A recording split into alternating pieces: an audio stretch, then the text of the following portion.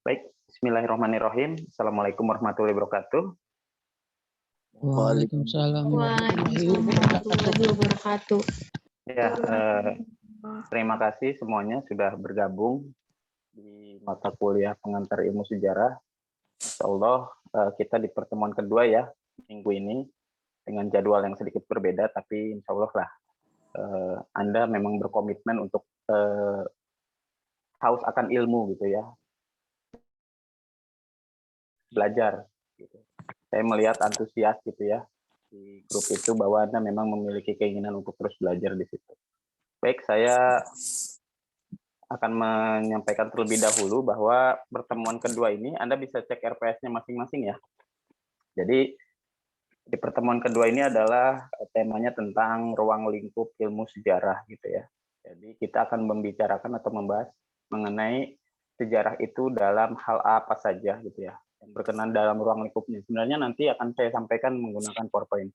Tapi minggu kemarin atau pekan sebelumnya itu sudah banyak pertanyaan ya yang membahas mengenai bagaimana sejarah, kemudian unsur-unsur di dalam sejarah itu seperti apa gitu ya.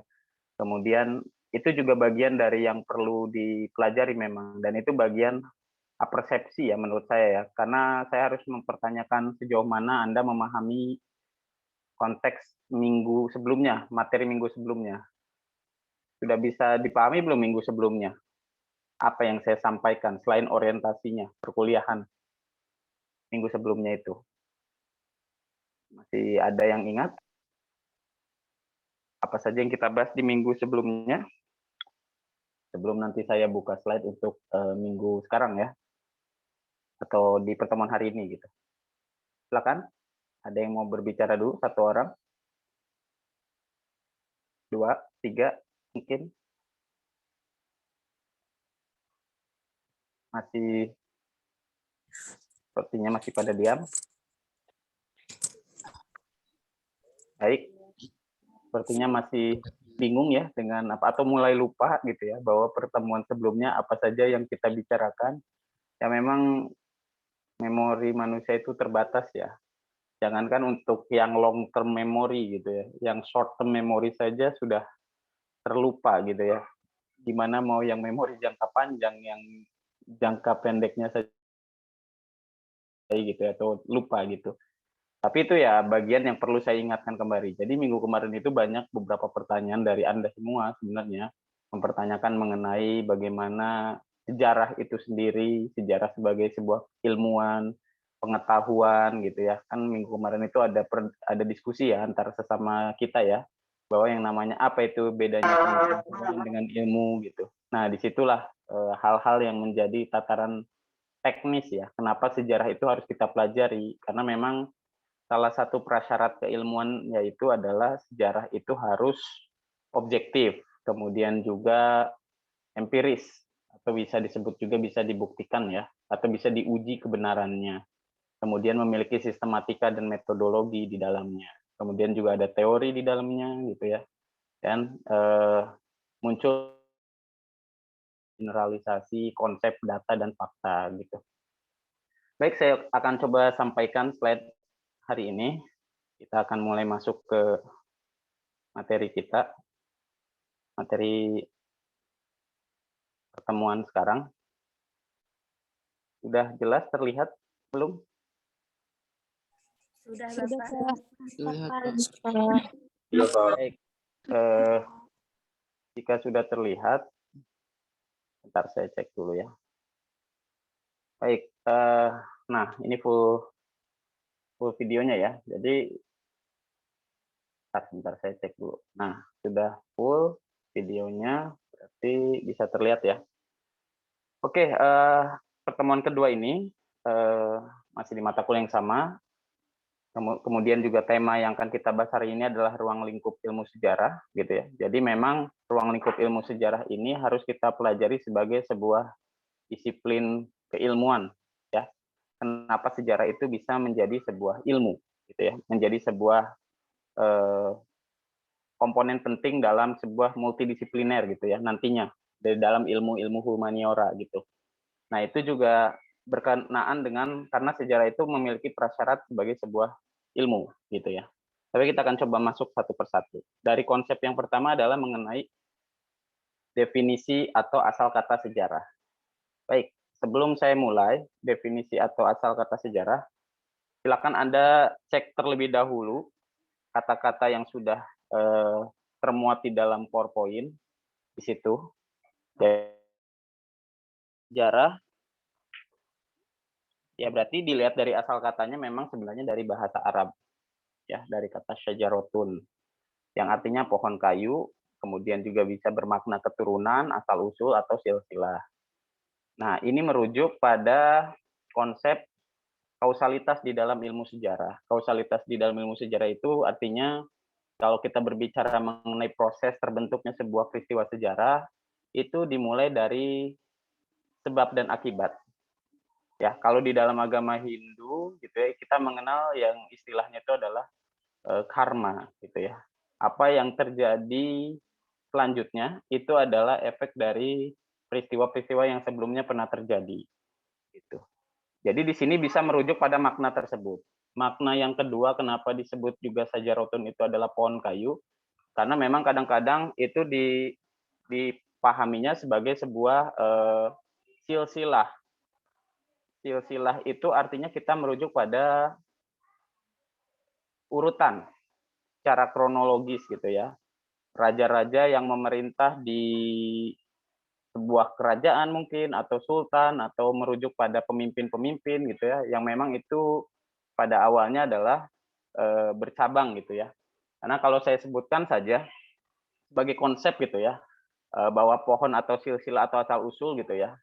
Kalau saya membahas satu kerajaan Singosari, ingat ya, bahwa di dalam kerajaan Singosari itu kerajaan yang terbentuk pertama kalinya itu adalah ketika diangkat yang pertama rajanya bernama Ken Arok. Ken Arok itu menikah dengan dua gadis. Ini berdasarkan prasasti Mantiasih ya. Jadi ada dua gadis yang dinikahi. Pertama permaisurinya itu adalah Ken Dedes.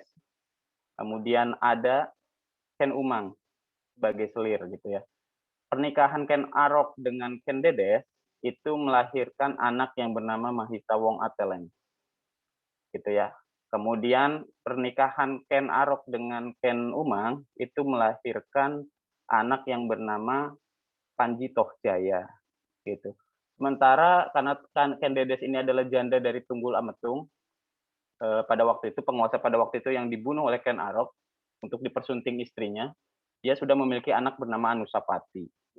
Nah, silsilah inilah yang menjadi tolak terbentuknya ke keluarga gitu ya, atau kalau kita sebut adalah pohon dalam atau keluarga atau silsilah dalam kerajaan Singosari. Anaknya Mahisa Wong Ateleng ini adalah Mahisa Campaka. Kemudian anaknya lagi ada Diah Lembutal. Kemudian anak yang berikutnya adalah Tanggrama Wijaya atau Raden Wijaya kita kenalnya. Kalau dari anak dari Tunggal Ametung dan Ken Dedes itu ada Anusapati, kemudian juga ada kemudian Ranggawuni. iya, terus kemudian juga setelah Ranggawuni adalah Prabu Kertanegara itu memiliki 5 orang anak. Maaf bukan 5, ada 4 perempuan gadis semua. Pertama itu adalah Tribuana Tunggadewi, kemudian juga Gayatri, ada Rajna Paramita dan Narendra Duhita. Keempat-empatnya dinikahi oleh Raden Wijaya pada waktu proses diserangnya kerajaan Singosari oleh Prabu Jaya Katuang dari Kediri. Nah, kemudian baru setelah dinikahkan, Raden Wijaya itu memohon satu daerah di Tanah Tarik ya pada waktu itu, dan dibentuklah sebuah desa baru, dan desa itu berkembang menjadi sebuah desa yang maju. Desa itu yang kita kenal sebagai Majapahit. Nah, dari situlah mulai ya, silsilah itu dimulai. Artinya trah dari kerajaan Singosari itu nggak berhenti. Sebenarnya trah dari kerajaan Singosari itu dilanjutkan oleh putri dari Prabu Kartanegara yang dipersunting oleh Raden Wijaya.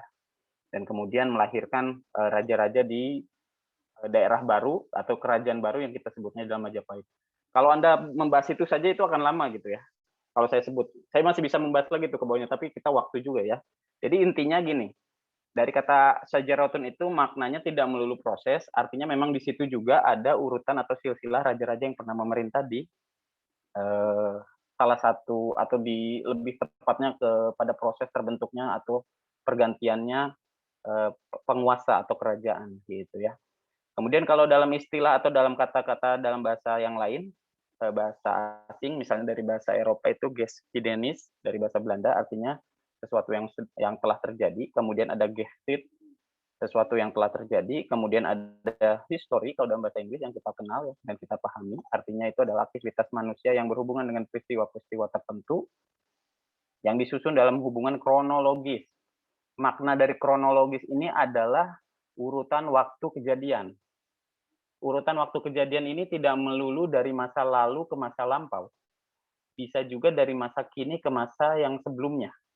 Ya, jadi kita harus memahami istilah kronologis itu atau kronologis itu berpikir sesuai dengan urutan waktu kejadian. Makanya nanti ada konsep yang namanya chronological thinking, berpikir secara kronologis. Di dalam kajian sejarah, seorang sejarawan itu penting sekali memiliki kemampuan ini. Karena dengan memiliki kemampuan chronological thinking yang baik, dia akan mampu memahami event-event peristiwa sejarah gitu ya, berdasarkan pembabakannya atau kita sebutnya adalah periodisasi di dalam sejarah gitu. Kemudian yang berikutnya kata histori juga berasal dari bahasa Yunani historia ya, artinya pengetahuan yang diperoleh melalui penyidikan. Ada lagi bahasa lain riwayat atau hikayat ya, cerita yang diambil dari kehidupan gitu ya khususnya. Kemudian ada kisah, cerita tentang kejadian yang benar-benar terjadi pada masa lampau dan tarikh dari bahasa Turki atau menunjukkan tradisi dalam sejarah Islam gitu ya. Nah, asal kata sejarah itu katanya dulu ya, artinya kita berbicara sejarah sebagai sebuah satu kata, sejarah gitu ya. Nah, kalau definisi artinya kita menerjemahkan sejarah itu sebagai sebuah apa? Nah, itulah yang kita sebut definisi. Nah, di sini kita banyak memiliki definisi gitu ya. Pertama, history is past human behavior, artinya perilaku manusia di masa lampau gitu ya. Recorded and unrecorded, terekam dan tidak terekam. In its many varieties. Varieties itu artinya ada ragam atau ada ragam yang cukup banyak atau memiliki ragam yang sangat beragam gitu ya. Jadi itu menurut ini TTPLL. Terus kemudian ada, saya percepat aja ya, di bawah Edward Howard Carr aja misalnya. Carr. Jadi history is a continuous process atau of interaction between the historian and his fact. Di dalamnya itu ada unending dialogue between the kalau menurut Edward Howard Carr itu sejarah adalah proses yang berlanjut gitu ya antara sejarawan dengan fakta-fakta sejarahnya, kemudian unending dialogue itu artinya dialognya itu nggak ada akhir antara masa lampau gitu ya, masa kini dan masa yang akan datang. Jadi itu menurut Edward Howard Carr. Pendapat dari Muhammad Yamin, ya. Sejarah adalah ilmu pengetahuan dengan umumnya yang berhubungan dengan cerita bertarikh gitu ya, sebagai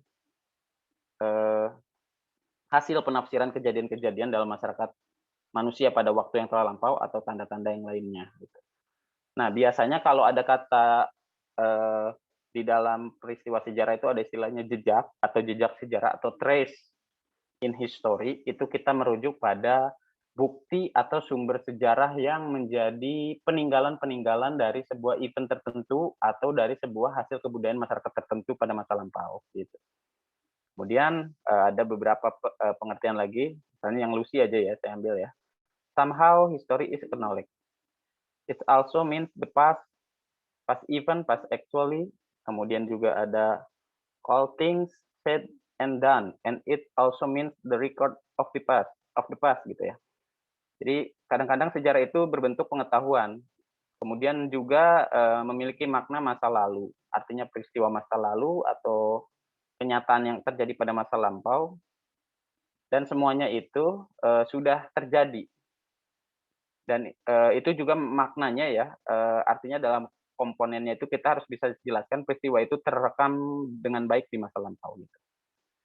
Nah, itu definisi sejarah terlebih dahulu. Artinya ketika kita berbicara definisi, kita sudah harus bisa menyimpulkan, sudah bisa mengkonklusikan gitu ya, bahwa kalau saya menyimpulkan di sini sejarah adalah suatu disiplin, bukan suatu disiplin, maaf, kalau udah kata disiplin itu berarti ada ilmu ya, tapi sejarah adalah peristiwa yang pernah terjadi pada masa lampau, kemudian dia memiliki fakta-fakta sejarah yang tertinggal gitu ya, atau kalau saya sebut itu menjadi jejak di masa kini. Nah, fakta-fakta yang tertinggalnya itu adalah merupakan benda-benda peninggalan sejarah gitu.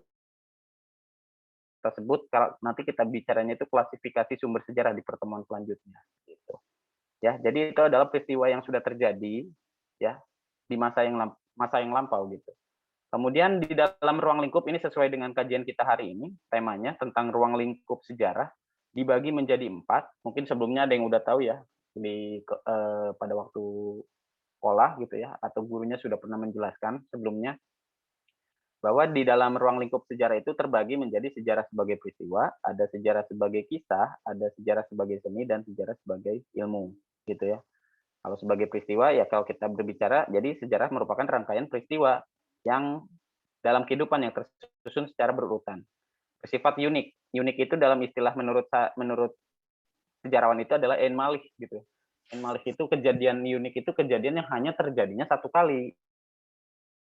Sekali dan tidak terulang sama persis, abadi, tapi menjadi kenangan yang penting. Dan itu juga menjadi momentum gitu ya. Kemudian sejarah sebagai kisah itu merupakan kisah dari cerita seseorang pelaku sejarah dapat merupakan riwayat hidup atau pengalaman dalam suatu peristiwa sejarah. Sejarah sebagai kisah juga bisa terdokumentasikan di dalam sebuah historiografi atau dokumentasi penulisan terhadap kajian sejarah. Kemudian ada sejarah sebagai seni, artinya di sini menganalisis semua fakta yang berkaitan dengan hasil budaya yang dapat meningkatkan daya imajinasi dan kreativitas tinggi. Jadi kalau kita berbicara sebagai seni, belajar sejarah itu tidak melulu belajar peristiwanya ya. Konteks belajar sejarah itu melebar. Artinya kita melihat bahwa di dalam peradaban yang sudah terjadi di masa lampau, ada nilai-nilai estetika yang ditinggalkan oleh orang-orang pada zaman itu dalam berupa yang berwujud berbentuk barang-barang tertentu atau peninggalan-peninggalan yang sifatnya kebendaan ya. Kemudian ada sejarah sebagai ilmu, tadi sudah saya sampaikan kalau sejarah sebagai ilmu. Artinya dia harus memiliki prasyarat-prasyarat sebagai sebuah ilmu ya di dalam penelitian sejarah. Kemudian ya, jadi di situ saya kembali lagi ya gambar nah, jadi gambaran tentang peristiwa masa lampau itu sudah kalau sejarah sebagai ilmu itu ya, sudah disusun secara ilmiah gitu ya, kemudian meliputi kurun waktu tertentu, kemudian diberikan tafsiran sesuai dengan metodologi ya. Nanti kita bahas juga di pertemuan selanjutnya. Artinya di dalam metodologi sejarah itu kan kita mengenal tahap-tahap atau sistematika penelitian atau pengkajian sejarah. Atau kita menyebutnya itu metode atau metodologi, nanti kita bahas. Jadi itu meliputi tahap pengumpulan sumber, kemudian ada kritik, ada interpretasi, ada historiografi gitu. Ya, jadi kenapa sejarah itu di dalamnya ada istilah tafsiran, menafsirkan gitu ya. Karena memang keterbatasan seorang sejarawan untuk merekonstruksi peristiwa sejarah dengan apa adanya gitu ya. Karena apa yang menjadi kesulitan bagi seorang sejarawan merekonstruksi peristiwa sejarah, salah satunya adalah keterbatasan sumber sejarah yang ditemukannya. Makanya fakta-fakta sejarah itu yang seharusnya bisa diceritakan dengan objektif, di dalamnya ada tafsiran-tafsiran yang muncul sebagai seorang sejarawan ya, seperti itu. Baik, yang bawahnya nggak akan saya jelaskan, bisa dipercepat saja.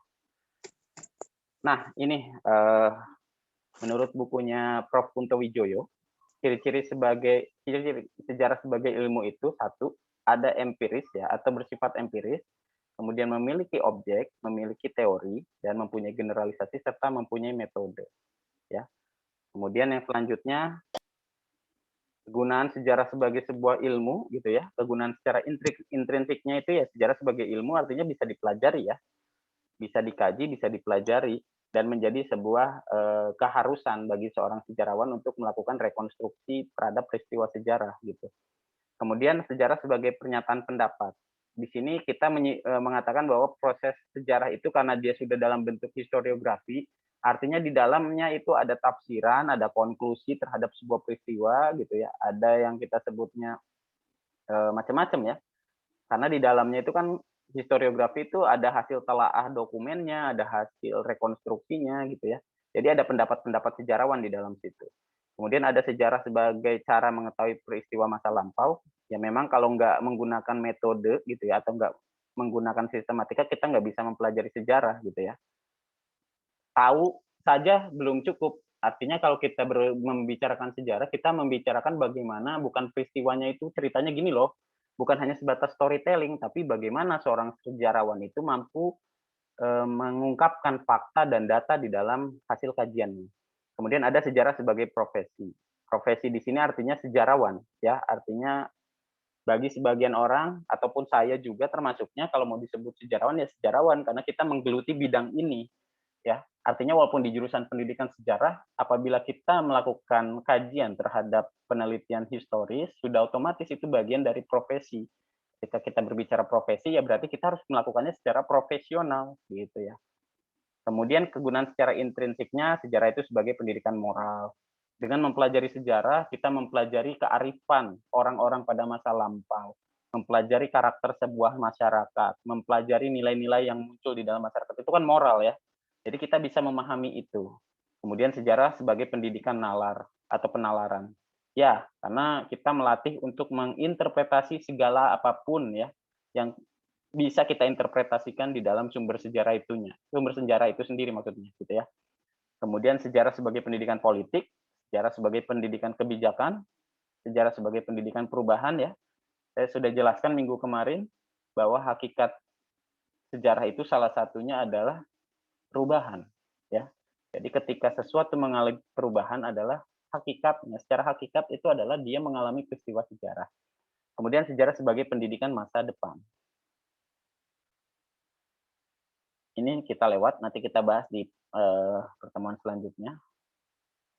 Nah, sejarah sebagai peristiwa juga tadi sudah, mungkin saya tambahkan sedikit ya. Jadi ketika suatu peristiwa itu didukung oleh fakta sejarah yang dapat menunjukkan peristiwa tersebut benar-benar terjadi, itu kalau kita bisa katakan bahwa sejarah itu sudah objektif. Ya, seperti pendapatnya Leopold von Ranke ya di dalam sejarah kritis, bahwa yang namanya menulis sejarah itu harus sesuai dengan apa yang terjadi gitu. Kita tidak bisa menulis sejarah tanpa adanya fakta dan bukti yang mampu memberikan keterangan bahwa pada masa lampau itu ada kejadian tersebut. Makanya harus objektif. Objektif itu artinya apa?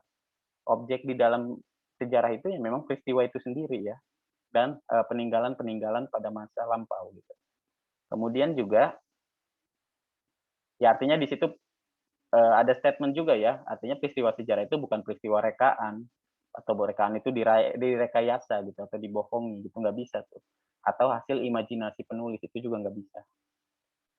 Unik, di dalam sebuah peristiwa, tidak ada peristiwa lain yang sama dengan peristiwa yang terjadi pada waktu dan tempat tertentu. Dimanapun peristiwa sejarah itu, kalau saya sebut one more time gitu ya, tidak ada lagi kejadian yang sama serupa, baik itu objek maupun pelakunya. Nggak akan nemu deh. Kemudian setiap peristiwa memiliki arti penting dan dalam perkembangan ilmu pengetahuan serta kehidupan berbangsa dan bermasyarakat. Ya, jadi itulah salah satunya.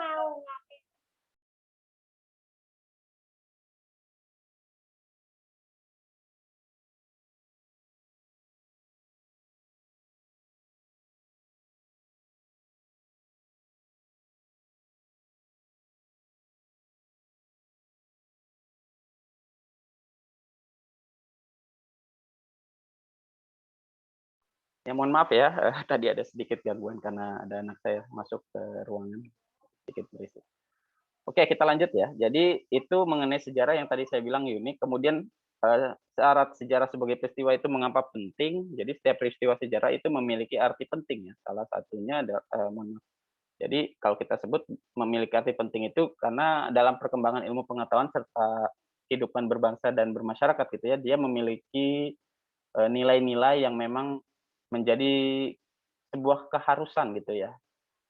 atau peristiwa-peristiwa itu memiliki dampak yang cukup besar bagi masyarakat, makanya itu dikatakan penting gitu. Fakta-fakta sejarahnya mengandung pelajaran tertentu bagi kehidupan. Percepat ya, supaya nanti lebih banyaknya diskusinya gitu ya. Nah, ini tadi juga sudah saya bahas sedikit sejarah, ciri sejarah sebagai peristiwa itu abadi ya.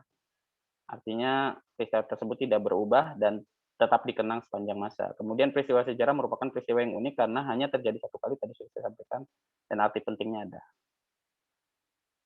Interpretasi ini mungkin salah satu sistematika di dalam penulisan sejarah, artinya di dalam metodologi kan ada istilah interpretasi. Interpretasi itu kalau saya sebut lebih enak bahasanya itu adalah analisis gitu sebenarnya. Atau tafsiran kalau dalam bahasa Indonesia ya, menafsirkan. Apa yang ditafsirkannya? Sumber sejarah gitu. Nah, sejarah sebagai kisah ini bisa terlihat dari banyak nih. Mungkin saya kasih sampel beberapa buku yang menunjukkan bahwa sejarah itu sebagai sebuah kisah. Jadi ada rekaman peristiwa masa lalu yang dapat dibaca dan dilihat secara berulang-ulang. Ya, ketika ini dikisahkan, terbentuklah yang namanya historiografi nih yang di sini nih. Ada sejarah Asia Tenggara gitu ya. Ada juga misalnya sejarah Indonesia modern tuh kalau di bukunya. Kemudian ada kota Yogyakarta Tempo dulu. Kemudian juga apa ya? Bukan 350 tahun dijajah, ini penulisnya Racing ini ya. Di Racing itu memberikan statement ya. Apa kalau kita sebut itu kita itu terlalu di doktrin bahwa kita itu pernah di umur penjajahan atau umur atau periode kolonial kita itu hingga 350 tahun gitu. Sebenarnya enggak seperti itu kenyataannya. Kalau Anda ingin tahu apa fakta-faktanya, silakan Anda baca historiografi ini gitu ya. Nah, itu salah satunya. Jadi itu contoh sejarah sebagai kisah. Karena kalau dia dikatakan sejarah sebagai kisah, di dalamnya sedikit subjektif. Kalau subjektif itu dalam interpretasi sejarah itu dipengaruhi oleh beberapa faktor. Misalnya basic dari seorang sejarawannya apa, latar belakang agama itu mempengaruhi, kepentingan sejarawannya apa, budaya sejarawannya apa, kemudian kemampuan berbahasa sejarawannya apa, gitu ya, nilai-nilai yang dimiliki oleh sejarawannya apa. Jadi benar-benar kalau ada istilah subjektivitas, itu merujuk pada siapa yang merekonstruksi peristiwa sejarah dan itu ada basic yang dia tidak bisa lepaskan. Makanya sejarawan itu harus berusaha melepaskan yang namanya hal-hal ini. Supaya apa? Supaya dia mampu merekonstruksi peristiwa sejarah lebih objektif gitu ya. Nah, sejarah sebagai kisah, menurut subjeknya, ada yang namanya sejarah lama atau old history. Sejarah yang mengutamakan unsur kejadian, peristiwa, kisah, dan urutan kejadian. Ada new history. Orientasinya itu pada masalah yang terjadi pada masa lampau, bukan pada peristiwa dan urutan kejadian. Nah, beberapa tema kajian sejarah sebagai kisah itu ada banyak, atau kalau saya sebutnya tema-tema khusus di dalam mata kuliah itu ya, kalau mengkaji historiografi ada sejarah politik, sosial, ekonomi, sejarah intelektual atau pemikiran gitu ya, sejarah kebudayaan, sejarah kota atau publik, kemudian ada sejarah lisan. Nah, ini ada beberapa kekuatan dan kelemahan sejarah sebagai seni. Unsur seni di dalam sejarah diperlukan untuk memperindah penulisan ya, dan mempermudah pembaca memahami proses rekonstruksi. Saya pernah minggu kemarin juga saya sampaikan di beberapa kampus yang jurusan ilmu sejarah itu nggak masuk di fakultas ilmu sosial dia. Beberapanya itu adalah masuk di fakultas sastra jurusan ilmu sejarah itu. Dari situ Anda harus paham. Mengapa? Misalnya kalau di beberapa kampus yang masuk di fakultasnya itu bukan di fakultas ilmu sosial atau kalau kita makan FKIP gitu ya, karena pendidikan sejarah, karena ada background pendidikan di dalam disiplin ilmu kita itu. Tapi bagi di jurusan-jurusan tertentu seperti ilmu sejarah, itu masuk di dalam fakultas sastra. Ya. Jadi kalau ketika dia masuk ke dalam sastra, berarti kita tahu di dalam sejarah itu sebenarnya ada estetika, ada konteks hermeneutika. Ya, hermeneutika itu apa? Anda silakan browsing. Istilah hermeneutika dan semiotika itu apa? Semiotika dan hermeneutika itu salah satu disiplin ilmu bantu sejarah tuh, ya, yang mengenai tentang makna dalam sebuah tulisan atau dalam sebuah kata-kata atau dalam sebuah peninggalan sejarah yang sifatnya tulisan atau tradisi lisan gitu. Nah, itu ya salah satunya. Makanya jadi secara umum sejarah sebagai seni itu memiliki kekuatan dalam karakteristik atau struktur atau alur penulisan. Biasanya seorang sejarawan itu yang basicnya juga karena dia menyenangi sastra gitu ya, tulisan sejarahnya itu akan lebih apa ya, kalau saya sebut itu di dalamnya pasti mengandung unsur-unsur kebahasaan, misalnya majas gitu ya. Bisa hiperbolis, bisa menggunakan metafor-metafor tertentu, kan kita nggak tahu ya, tergantung kemampuan melakukan bahasanya, gaya selingkungnya gitu, itu sejarawan sih biasanya ya. Jadi penulisan sejarah sebagai seni itu kadang dianggapnya malah kurang ilmiah karena terlalu banyak metafor, terlalu banyak hal-hal yang dilebihkan. Ketika dia terlalu banyak metafor itu apa yang terjadi? Tulisannya itu bagi seorang sastra ya bagi orang sastra pasti senang bacanya, tapi bagi seorang yang sangat ilmiah gitu ya, apaan nih tulisan kayak gini gitu ya, dianggapnya itu ini terlalu berlebihan gitu ya, terlalu membual, terlalu romantismenya itu terlalu ada di sebuah tulisan. Nah itu yang kadang-kadang nggak disukai ya. Salah satunya estetika menulisnya itu seperti itu. Tapi sebenarnya memang unsurnya mencoba memasukkan unsur seni di dalam tulisannya, historiografinya gitu ya. Ya udah itu ya. Jadi itu kelemahan sejarah sebagai seni. Jadi kalau menurut Wilhelm Dietler gitu ya. Jadi seorang sejarawan dan filsuf modern atau sejarah adalah pengetahuan tentang rasa. Sejarah tidak hanya mempelajari segala yang bergerak dan berubah gitu ya, atau yang tampak di permukaan, tapi juga mempelajari motivasi yang mendorong terjadinya perubahan bagi pelaku sejarah. Hal itulah yang menyebabkan mendorong sejarah sebagai seni. Makanya sejarah sebagai seni itu memerlukan unsur-unsur seperti intuisi sejarawannya nih ya. Kemudian ada imajinasi. Seorang sejarawan itu harus bisa mengimajinasikan tertentu. Ada emosi, ada gaya bahasa. Nah, itu penting. Sebagai saya contohkan gini. Saya berimajinasi sebagai seorang sejarawan tinggal di daerah Surosowan pada tahun 1590-an lah gitu ya. Jadi 1590-an itu berarti pada waktu Belanda datang ke Banten misalnya. Belanda ke Banten itu kan dipimpin oleh Cornelis de Houtman itu ya, sekitar tahun 1596 gitu. Saya ngebayangkan saya ada di Pelabuhan Karangatu, menunggu di dermaga, ada kapal asing datang di situ. Anda bisa bayangkan nggak? Pernah ngalamin nggak? Bagi seorang sejarawan itu imajinasi penting loh. Jadi Anda tuh nggak boleh ngelihat Pelabuhan Karangatu itu dalam sudut pandang tahun sekarang. Nggak bisa itu. Kalau dilihatnya dari tahun sekarang itu kita ngelihatnya Pelabuhan Karangatu ya pantai Gopeknya gitu. Itu sekarang. Tapi Anda pernah lihat nggak proses atau pernah berimajinasi nggak bahwa Anda melihat atau serasa berada di pada periode-periode tertentu pada masa lampau. Nah, kalau saya ngebayangin di situ, saya hidup seolah-olah di tahun itu, kebayangkan ini pelabuhannya. Bukan pelabuhan ya saya sebutnya ya, disebutnya itu Syah Bandar.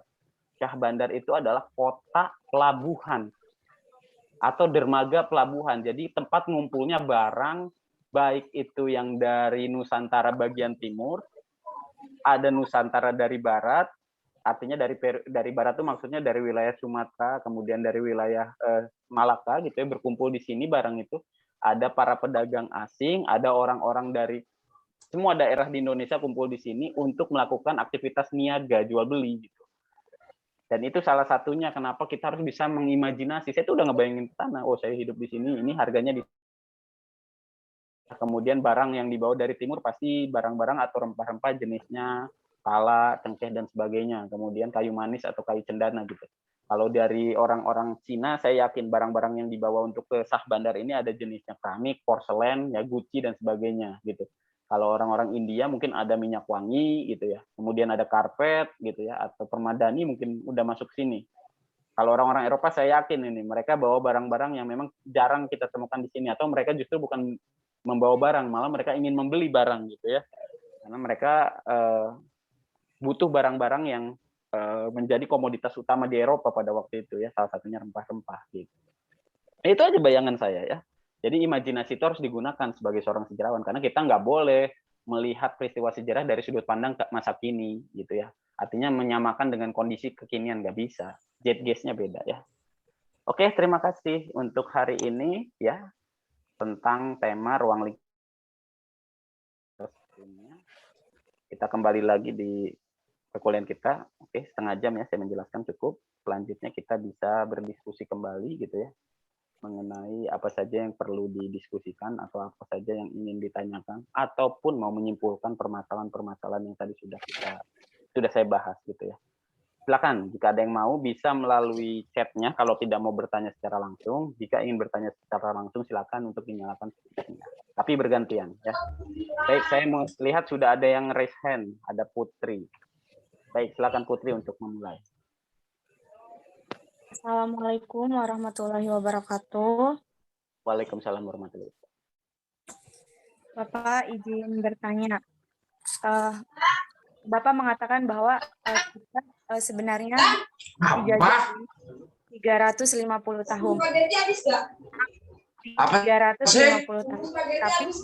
habis atau contohnya guru di SMA saja mengatakan bahwa kita dijajah itu selama 350 tahun.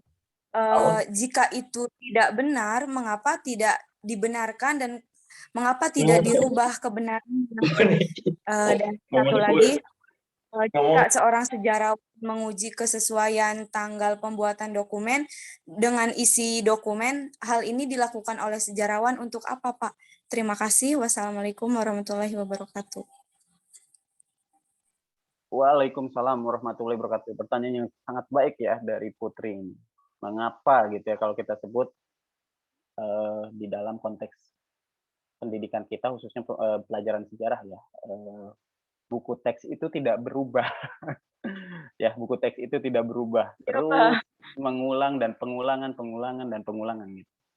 Ya itu bagus lah pertanyaan itu ya. Nanti akan saya jawab. Tapi ini ada beberapa pertanyaan lagi nih. Saya coba bacakan juga ya. Assalamualaikum Pak. Ada di chat nih dari Delia ya. Delia dari kelas A, mohon maaf izin bertanya. Secara intelektual itu apa? Oke, nanti kita bahas itu ya. Baik, saya coba sampaikan dulu yang dari Putri ya. Jadi ketika tadi saya sampaikan, itu saya merujuk pada historiografi yang dibuat oleh Racing ya. Artinya Racing itu salah satu penulis lah kalau saya sebut ya. Dia menulis mengapa bukan 350 tahun. Sebenarnya yang menyebut istilah 350 tahun dijajah itu bukan sejarawan, tapi pidato Bung Karno pada waktu itu untuk memberikan semangat kepada bangsa Indonesia yang pada waktu itu sedang proses transisi. Ya, transisi dalam artian apa? Mencoba melepaskan diri dari periode. Jadi gitu. Bung Karno itu mengingatkan kepada semua masyarakat gitu ya bahwa kita itu sudah terlalu lama gitu. Terlalu lama apa? Terlalu lama untuk dilakukan apa ya? Kalau sebut ya diperintah lah. Kan karena nanti kita bahas di mata kuliah yang selanjutnya ya. Itu mata kuliah saya juga itu kebetulan itu sejarah kolonialisme dan imperialisme di Indonesia itu nanti kita ketemu lagi di mata kuliah itu. Tapi saya harus sampaikan memang ketika kita menjelaskan tentang 300 memang banyak hal ya untuk melegitimasi bahwa memang kita itu seolah-olah benar. Coba aja kalau mau dihitung mundur gitu ya dari kemerdekaan kita tahun 45, apakah sudah 350 tahun? Pertanyaan saya itu. Kemudian yang kedua, apakah seluruh wilayah Nusantara itu dijajah atau seluruh wilayah Nusantara itu diduduki oleh kolonialisme? Itu pertanyaan yang keduanya. Apakah yang berikutnya tidak apa ya kalau kita berbicara 350 tahun itu kan kita berbicara istilah Indonesia itu dijajah. Waktu itu Indonesia belum ada. Gagasan Indonesia itu terbentuk itu pada saat ada konsepsi Sumpah Pemuda gitu ya. 28 Oktober seingat saya ya. 1928. Jadi ketika Indonesia muncul, di situ bahasa Indonesia diresmikan sebagai bahasa persatuan, ya disitulah kata Indonesia itu dijadikan sebagai rujukan. Nah, pada waktu itu batas-batas Indonesia itu yang mana? Pertanyaan lagi kan? Karena kalau ngomongin Indonesia dengan Nusantara beda gitu. Secara wilayah beda dong antara Indonesia dengan Nusantara. Karena kalau ngomongin Indonesia, teritorialnya yang nanti dilakui oleh UNCLOS ya pada awal-awal kemerdekaan itu kan waktu itu kita harus pada awal kemerdekaan juga belum tentu itu batas wilayah kemerdekaan kita itu di mana karena kan pada waktu itu baru proklamasi aja. Makanya pada waktu itu periodenya itu kan disebutnya itu adalah RIS ya, Republik Indonesia Serikat. Jadi kita itu pada waktu itu harus mempelajari dulu, terdapat miskonsepsi dulu gitu ya tentang bagaimana proses 350 tahun dijajah kan di dalam buku itu. Nanti kalau yang pengen baca beli aja ya. Dikeluarkan dari Komunitas Bambu itu penerbitnya di Depok. Jadi dia mengatakan intinya gini, kalau baca buku itu panjang sebenarnya, karena bukunya juga tebal. Tapi saya menyimpulkan gini, tidak semua wilayah di Indonesia pada waktu itu mengalami periode kolonialisme. Ada daerah yang merdeka itu. Merdeka artinya tidak mendapatkan pendudukan sama sekali dari kolonialisme atau tidak mendapatkan pengaruh sekali dari kolonialisme. Makanya di situ ada mulai muncul hipotesisnya ini bisa dibantahkan bahwa sebenarnya bukan 350 tahun dijajah gitu ya. Jadi kita harus menelaahnya itu bukan hanya dari masalah konteks Indonesia pada waktu dulu, tapi lihat hukum internasional yang diberlakukannya. Banyak yang apa ya kalau saya sebut itu mereview ya, termasuk di situ adalah eh, sejarawan kita ya, Pak Taufik Abdullah itu juga sama memberikan klarifikasi gitu ya, bahwa memang nggak 350 tahun, ada kok daerah-daerah yang masih merdeka itu nggak dijajah itu. Mungkin yang dijajah Pulau Jawa saja, kalau mau disebut 350 tahun di Pulau Jawa ya mungkin. Tapi kan daerah-daerah di luar lain belum. Nusantara juga harus disepakati dulu wilayahnya mana. Nusantaranya versinya Kerajaan Majapahit dengan Kerajaan Sriwijaya kan berbeda itu. Istilah Nusantaranya itu. Karena kalau menurutnya Kerajaan Majapahit, daerah kalau saya jelaskan ya, pada waktu Kerajaan Singosari itu ada salah satu kebijakan yang dikeluarkan oleh Kertanegara namanya adalah Ekspedisi Pamalayu. Nanti Anda pelajari itu di sejarah Indonesia kuno atau sejarah Indonesia klasik. Pada waktu periode Ekspedisi Pamalayu itu adalah Prabu Kertanegara menginstruksikan seluruh daerahnya, bukan seluruh daerahnya, tapi lebih ke arah tentara-tentara Singosari itu untuk berusaha menaklukkan kerajaan-kerajaan yang berada di wilayah Selat Malaka, khususnya kerajaan-kerajaan Melayu gitu pada waktu itu. Johor, kemudian Perlak, Sabah dan sebagainya itu harus dikuasai pada waktu itu. Misi ini bisa diselesaikan oleh Mahapatih Gajah Mada, Majapahit. Artinya udah periodenya udah lewat tuh sebenarnya, bukan di Singosari. Nah, itu dari situ saja kita bisa lihat bahwa sebenarnya konsepsi Nusantaranya itu beda antara Majapahit dengan Sriwijaya. Kalau Sriwijaya, Thailand itu bagian dari Sriwijaya dulunya. Makanya ada istilah, bahkan sampai hari ini Anda kalau ke Thailand mendarat namanya di bandaranya, nama bandaranya adalah Suwarna Bumi gitu. Suwarna Bumi itu kalau dalam catatan Itsing, bukan catatan Itsing ya, catatan berita Cina yang pada waktu itu menulis Kerajaan Sriwijaya, itu menyebut Sriwijaya itu dengan sebutan adalah Silifosi atau Sanfosi gitu ya. Jadi itu juga sudah membatah tuh. Makanya kalau Anda mau lihat gitu ya, konsepsi Nusantaranya sudah beda. Dan itu dibuktikan oleh Racing melalui pendekatan-pendekatan itu secara wilayah, kemudian secara waktu atau periode spasial sudah tidak memenuhi unsur prasyarat tersebut. Memang 350 tahun itu harus diperbaiki di dalam buku teks kita, sejarah. Tapi kepentingan-kepentingan itu pada waktu itu ya sampai hari ini ya historiografi kita itu memang masih sebagian ada historiografi yang kolonial atau historiografi Belanda sentris gitu ya. Jadi memang masih sangat sulit itu untuk merubah secara total. Kenapa? Perubahan secara total itu menyebabkan terjadinya perubahan official history kita atau sejarah nasional kita. Nanti buku teks di sejarah nasional kita akan berubah juga tuh. Harusnya sih memang dirubah. Ya. Jadi itu yang harus disampaikan kepada siswa salah satunya ya guru itu berusaha menyampaikan apa kita sebagai seorang sejarawan kan nggak bergantung lagi sama buku-buku kayak gitu. Harus sudah punya pijakan sendiri. Bebas sejarawan menafsirkan apapun bebas. Ada hipotesis, yang paling penting bisa dibuktikan rasionalitasnya gitu, alasannya jelas gitu ya. Jadi itu yang pertama. Kemudian tadi pertanyaan yang keduanya apa itu? Saya lupa itu dari Putri itu ya. Tentang Pertanyaan yang keduanya itu apakah apa ya, seorang sejarawan menguji kesesuaian tanggal pembuatan dokumen dengan isi dokumen, hal tersebut dilakukan oleh sejarawan itu untuk apa, Pak?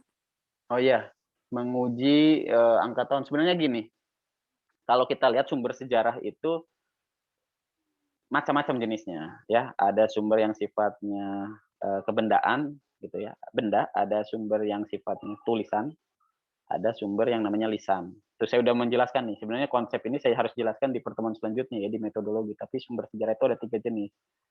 Menurut Profesor Kunto Wijoyo itu. Pertama ada sumber benda atau benda ya, kebendaan, bisa disentuh. Ada ada sumber tulisan, ada sumber lisan. Nah, ketika kita melakukan rekonstruksi, penanggalan dan tarikh atau masa waktu dibuatnya sumber tersebut, memang kita harus melihat kalau sumber itu kebendaan misalnya batu atau prasasti, bagaimana cara mengukur usia batu itu kita membutuhkan disiplin ilmu yang namanya arkeologi. Arkeologi itu salah satu ilmu bantu yang membantu kita merekonstruksi berapa usia sumber sejarah ini, gitu ya. Kemudian dilihat dari unsur sumbernya. Misalnya gini, kalau kita sebut misalnya kita menemukan kalau ke Banten Kidul ya, Banten Kidul itu ada banyak tempat. Salah satunya ada Lebak Sibedug gitu ya. Lebak Sibedug itu kalau kita sebut ada kayak semacam batu lingga gitu ya.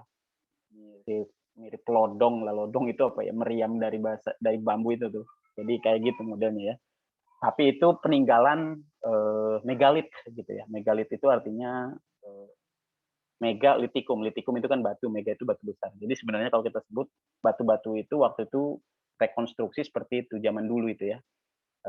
Berarti kan masanya, fasenya itu adalah kalau kita lihat di periodisasi ini sebenarnya adalah periode akhir gitu ya, menjelang ke periode sejarah gitu.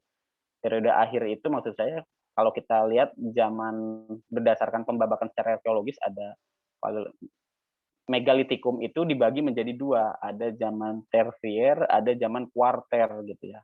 Nah, tersier dengan kuarter itu terbagi lagi. Kalau yang kuarter itu ada yang aluvium sama diluvium atau glasial dengan interglasial. Nah, itu ada pembagian tuh.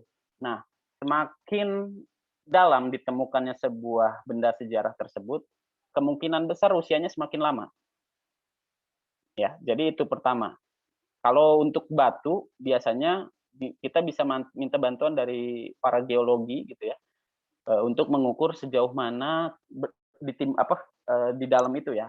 Artinya kita bisa melihat dari fase usia bumi kalau dari geologi. Tapi kalau dia itu benda-benda yang mungkin sekitar tahun 1300-an itu masih bisa lah, tinggal dibersihkan aja pakai ini, misalnya berkarat-berkarat sedikit, maka kita menggunakan bahan kimia, kemudian menggunakan beberapa absorben gitu ya, buat menghilangkan karatnya gitu ya, itu bisa gitu. Tapi yang jelas untuk bagi sejarawan kenapa harus ditentukan dulu waktu sumber sejarahnya atau benda ini usianya berapa, itu menunjukkan bahwa sejarawan itu melakukan tahap kritik. Nah, di dalam tahap kritik itu ada yang namanya kritik internal dengan eksternal. Kita harus melihat kalau internal itu apakah isi dari benda atau sumber sejarah ini asli, gitu ya. Kemudian kalau kritik eksternalnya itu bisa dikaji dari kemudian ini dibuat gitu. Nah, ketika ada pertanyaan kapan sumber ini dibuat itu udah kritik eksternal sebenarnya.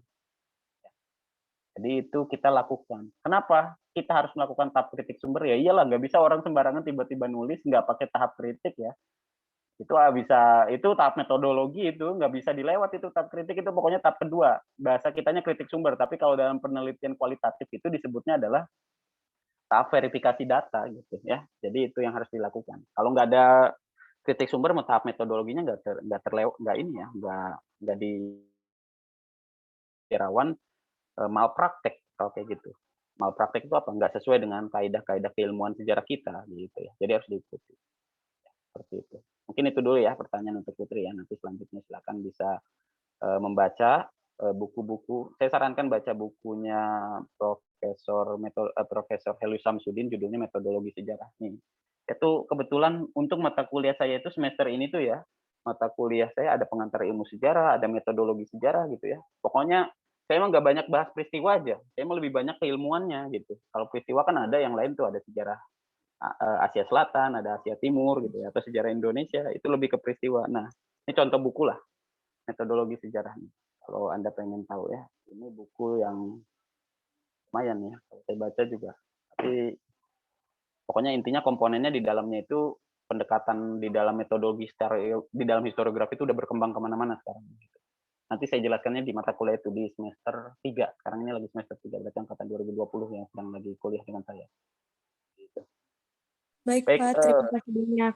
Ya, sama-sama. Kemudian Delia tadi ya, sejarah intelektual itu apa maksudnya? Intelektual itu adalah sejarah pemikiran. Misalnya apa? Kalau sejarah intelektual itu misalnya gini, saya ingin membahas buah pemikirannya misalnya tentang gagasannya Madilognya Tan Malaka. Tan Malaka itu sebagai orang sejarawan, bukan sejarawan, maaf, sebagai bapak bangsa ya termasuknya, tapi dia memiliki gagasan. Gagasan yang dia perkenalkannya itu adalah diadopsi dari filsafatnya Hegel atau Hegelian gitu ya. Filsafat Hegel kan ada materialisme dan dialektika, tapi oleh Tan Malaka kemudian ada satu lagi yang kita sebutnya madilog, materialisme, dialektika, dan logika. Nah, itu adalah gagasan berpikirnya Tan Malaka yang sampai saat ini masih kita pelajari itu dan masih kita diskusikan. Karena itu kaitannya dengan materialisme dialektika itu adalah bagaimana kita tahap filsafat Hegel juga kan sama ya, tesis, antitesis, kemudian menjadi sintesis gitu. Jadi ada tahap itu ya. Kemudian juga berikutnya misalnya gagasan apalagi ya yang saya ambil ya. Gagasan tentang apa ya yang paling, karena ini kan bukan membahas sejarawannya tapi gagasan atau ide, misalnya ide atau gagasan Bung Hatta tentang perekonomian rakyat dibuktikan melalui terbentuknya koperasi. Kan Bapak Koperasi Indonesia itu kan Muhammad Hatta ya. Jadi kalau kita lihat bukan Bung Hatta sebagai seorang wakil presiden, bukan, tapi melihat pemikiran dia, cara berpikir dia tentang konsepsi ekonomi yang merakyat atau ekonomi kerakyatan, dan sampai hari ini diadopsi oleh kita gitu. Sebenarnya kita itu punya lembaga ekonomi yang berdasarkan undang-undang dasar gitu, sesuai dengan perkembangan dan kondisi rakyat kita. Sebenarnya bukan bank. Ada satu lembaga yang memang udah menjadi budaya dari masyarakat Indonesia dan lahir dari pemikiran seorang Muhammad Hatta, seorang Indonesia dan nasionalis, yaitu adalah koperasi. Harusnya memang koperasi yang dimajukan di negara ini gitu. Itu gagasannya. Dan koperasi itu kalau Anda pernah lihat kan ada simpanan wajib, ada simpanan pokok, ada simpanan sukarela, dan koperasi itu bertujuan untuk memajukan kesejahteraan anggotanya gitu. Ya, itulah fungsi koperasi dan itulah gagasan rakyat itu ya. Atau apalagi banyak intelektual itu banyak ya, pemikiran, gagasan. Kalau Ibnu Khaldun gitu ya, seorang sejarawan juga, Ibnu Khaldun itu salah satu gagasannya namanya Mukadimah gitu ya. Anda baca deh bukunya tentang Mukadimah itu apa. Dia itu membahas tentang peradaban gitu ya. Peradaban dalam Islam seperti apa. Ada istilah as-sobiyah gitu ya. Sabah, sobiyah gitu ya. Sistem kekerabatan di dalam tata kelola pemerintahan di dalam peradaban Islam. Itu dijelaskan di dalam situ. Jadi intelektualitas itu atau sejarah intelektual itu ya sejarah pemikiran sebenarnya ya. Gitu kalau saya sebutnya. Sejarah pemikiran tokoh-tokoh tertentu yang memiliki andil besar. Kalau saya ngomongin kapitalisme, saya nggak mungkin, saya kalau ngomongin liberal gitu, liberalisme, sebelum adanya Adam Smith gitu ya, liberalisme itu udah muncul di Revolusi Prancis gitu ya. Yang menggagas tentang kebebasan ya itu istilah kebebasan itu muncul di bagian dari slogan Revolusi Prancis pada waktu itu, liberté, égalité, fraternité, ada kata liberté, kebebasan. Artinya sudah muncul di situ pemikiran itu, kemudian diterjemahkan oleh tokoh-tokoh waktu itu yang muncul pada masa Revolusi Prancis. Montesquieu, Voltaire, kemudian ada Jean-Jacques Rousseau gitu ya. Itu dia pakai ideologi atau pemikiran dia tentang kebebasan dengan gaya atau pemikiran baru. Montesquieu tentang trias politika, itu sejarah pemikiran loh. Sampai hari ini diadopsi oleh semua negara demokrasi di dunia, bahwa kekuasaan itu harus dibagi tiga, eksekutif, legislatif, dan yudikatif. John Locke juga sama, trias politikanya John Locke itu eksekutif, legislatif, federatif. Itu digunakan oleh semua negara yang menggunakan sistem federal gitu ya, atau sistem federasi. Kemudian Jean-Jacques Rousseau atau Jean, kalau bahasa Prancisnya itu saya ngebacanya tuh inget ya, Jean-Jacques Rousseau gitu ya. Dia pikirannya adalah due contract sosial gitu. Apa itu due contract sosial? Jadi seorang pejabat publik, pemerintahan, atau misalnya kaum-kaum yang duduk di pemerintahan harus ada kontrak dengan warganya gitu. Wah, macam-macam lah. Itu tentang sejarah intelektual ya. Baik, ada yang mau bertanya dari chat dulu ya, nanti baru ke yang ini lagi gitu ya. Tapi nanti kalau ada yang mau menyanggah nggak apa-apa ya. Artinya tidak melulu bertanya sih. Kalau bisa menjawab ya menjawab, membantu saya menjawab pertanyaan teman-temannya gitu ya. Ini pertanyaan teman-teman Anda banyak sekali nih. Dan saya nggak tahu nih bisa ngejawabnya banyak apa enggak ya, karena ini banyak yang harus dijelaskan dulu. Pertanyaan yang selanjutnya dari Desika nih. Assalamualaikum. Saya Desika dari kelas B, izin bertanya Pak, apakah sejarah tidak bisa menjadi satu versi Pak, atau satu kesatuan tunggal gitu? Satu versi atau satu kesatuan tunggal. Karena saya pernah mendengar bahwa sejarah penjajahan Belanda di Indonesia, versi Indonesia dengan versi Belanda berbeda. Ya, kalau sejarah itu dibuatnya satu versi, kita bisa sebut sejarawan itu menjadi sangat subjektif. Ya, makanya ada istilah kalau sejarawan itu istilahnya disebutnya pelurusan sejarah, tapi padahal sejarah itu nggak ada yang bengkok sebenarnya. Semua orang berhak menafsirkan sejarah dengan basic keilmuannya masing-masing. Cuma yang mana yang paling mendekati fakta sejarah, dan itulah yang saya sebut adalah objektivitas itu di situ. Nah, ketika sejarah itu satu versi gitu ya, toh kalau ngomongin satu versi, pernah baca buku yang dikeluarkan Setnek nggak? Namanya itu buku putih. Isinya itu adalah tentang sejarah Indonesia gitu ya, atau sejarah bagaimana di situ ada label, artinya PKI itu sebagai partai terlarang, itu ada di buku itu. Terdokumentasikan di dalam buku itu. Buku putih itu kayak buku yang ditujukan untuk menghapus semua narasi-narasi tentang PKI gitu. Versi pemerintah. Itu namanya sejarah satu itu tuh, satu arah itu, atau satu versi. Dan diadopsi sampai hari ini. Belum berubah itu. Ya, tentang PKI kalau mau dikatakan. Seperti buku wajib gitu ya, atau doktrinasi negara kepada warganya harus baca buku itu. Kalau nggak baca buku itu bukan warga negara yang baik, gitu aja lah. Ada masih sampai ini. Kenapa? Karena memang sekali lagi sejarah itu adalah kepentingan bagi orang-orang yang menang. Ya, siapa yang menang hari ini dia bisa menulis sejarahnya sendiri. Itu yang saya sebut ya. Makanya di buku sejarah nasional itu ya, tadinya itu ada Pak Nugroho Noto Sutanto di dalamnya. Tapi Prof. Sartono, jadi timnya itu ada Prof. Sartono, Pak Nugroho Noto Sutanto, di buku sejarah nasional kita tuh ya. Ada Marwati Junut Pusponegoro gitu ya, dan beberapa sejarawan lain. Nah, ketika mereka berdua ini ingin menulis tentang periode Orde Baru, Prof. Sartono itu nggak mau. Akhirnya dia mengundurkan diri dari penulisan buku sejarah nasional gitu. Atau dia nggak mau bukan mengundurkan diri ya, bahasanya nggak mau terlibat lah. Karena dia pengen berusaha tetap objektif, Prof. Sartono itu. Sementara Pak Nugroho Noto Sutanto adalah sejarawan pemerintah kalau saya sebut. Ya, sejarawan militer yang banyak menulis tentang aspek-aspek militer gitu di sejarah militeran kita gitu ya. Nah, itulah, itu juga sejarawan juga kadang-kadang bisa berseberangan untuk urusan atau hal-hal tertentu, dan itu yang terjadi gitu. Baik, itu ya, semoga menjawab. Kemudian, Assalamualaikum Pak, saya Francisca. Tadi ada yang mau bertanya dari langsung ya. Silakan yang mau bertanya langsung, silakan bisa. Saya kasih kesempatan dulu. Ada yang mau bertanya secara langsung? Izin untuk bertanya, Pak. Ya, silakan. Siapa? Baik. Mohon maaf sebelumnya. Assalamualaikum warahmatullahi wabarakatuh. Waalaikumsalam warahmatullahi wabarakatuh. Saya Alfri dari kelas B. Mohon izin untuk bertanya. Dan sebelumnya mohon maaf, saya off cam sedang di jalan, soalnya sedang bekerja, Pak. Ya, siap. Baik, saya ingin bertanya tentang sejarah itu kan selalu mengikuti perkembangan gerak kemajuan manusia serta kebudayaannya ya, Pak. Itu biasanya dikatakan ilmunya yang bersifat apa, Pak? Terus kenapa sih bisa dikatakan sifatnya itu, Pak? Terima kasih sebelumnya. Ya, gerak sejarah ya.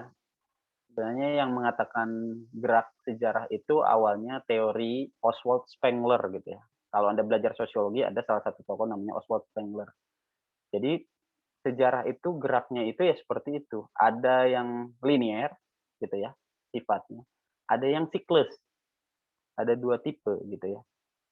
Nah, biasanya kalau kita merujuk pada konsepsi peradaban, orang itu lahir, tumbuh berkembang atau berjaya gitu ya, kemudian mati gitu. Itu siklus tuh. Kemudian muncul peradaban baru. Nah, itu siklus spiral dia bentuknya kayak gitu, ya. Nah, kalau dia berbentuk linear maju terus, ya bentuknya gitu, garis, kemudian maju terus, itu namanya linear. Nah, di dalam sejarah itu, gerak sejarah itu ada dua siklus. Ketika kita menggunakan masalah pendekatannya kebudayaan ya, artinya kan di situ sudah mulai muncul istilah tuh, sejarah itu mengikuti sebenarnya apa yang dihasilkan oleh manusianya gitu. Ketika manusianya semakin maju gitu ya, artinya narasi historiografinya dan sebagainya itu akan mengikuti perkembangan zaman. Saya ambil contoh sebagai gini ya, siklus yang misalnya saya hadapi, yang misalnya kita lihat sekarang gitu. Waktu zaman dulu, apa ya, kalau siklus itu, kalau munculnya peradaban gitu ya, kalau kita lihat itu kan peradaban-peradaban dunia yang muncul gitu ya, itu dampak dari hancurnya peradaban-peradaban yang kuat sekarang gitu, ngerti nggak? Baca bukunya Samuel Huntington ya. Samuel Huntington itu di situ judul bukunya adalah Benturan Peradaban. Nah, peradaban-peradaban yang sudah kuat dulunya itu pada akhirnya akan hancur. Civilization-nya itu akan hancur. Kenapa? Karena mereka tidak mampu beradaptasi dengan kondisi perubahan zeitgeist zamannya gitu ya, atau tidak mampu beradaptasi dengan kemunculan peradaban baru yang lebih kuat. Dan itu akan terus terjadi, di sejarah pun sama. Karena makanya sejarah itu geraknya itu kalau kata saya tidak akan ini kalau udah kata saya berarti ini ada hipotesis dari saya. Gerak sejarah itu akan menyesuaikan dengan peradaban manusianya. Kalau manusianya tidak mampu beradaptasi, saya tuh pernah berpikiran gini loh. Ini bumi ini udah mulai tidak stabil. Cuacanya panas. Kemudian isu ekologisnya udah parah gitu ya. Isu ekologis itu artinya berkenaan dengan lingkungan. Saya tuh kalau belajar sejarah tuh nggak melulu peristiwanya. Pernah nggak sih kita berpikir bahwa orang-orang zaman dulu itu menggantungkan hidup itu dengan air itu, dengan misalnya peradaban-peradaban besar yang menggantungkan diri dengan misalnya sungai gitu, sungai Nil, sungai Yangtze, sungai Mekong, kemudian ada sungai Efrat, sungai Tigris, Gangga, Indus gitu ya.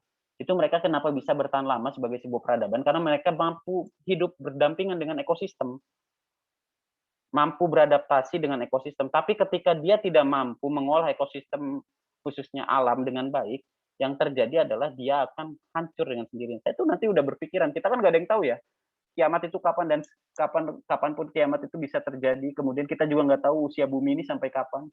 Saya tuh ngebayangin bumi itu nanti akan hancur, manusia punah gitu ya. Kembali lagi ke titik nol, di mana akan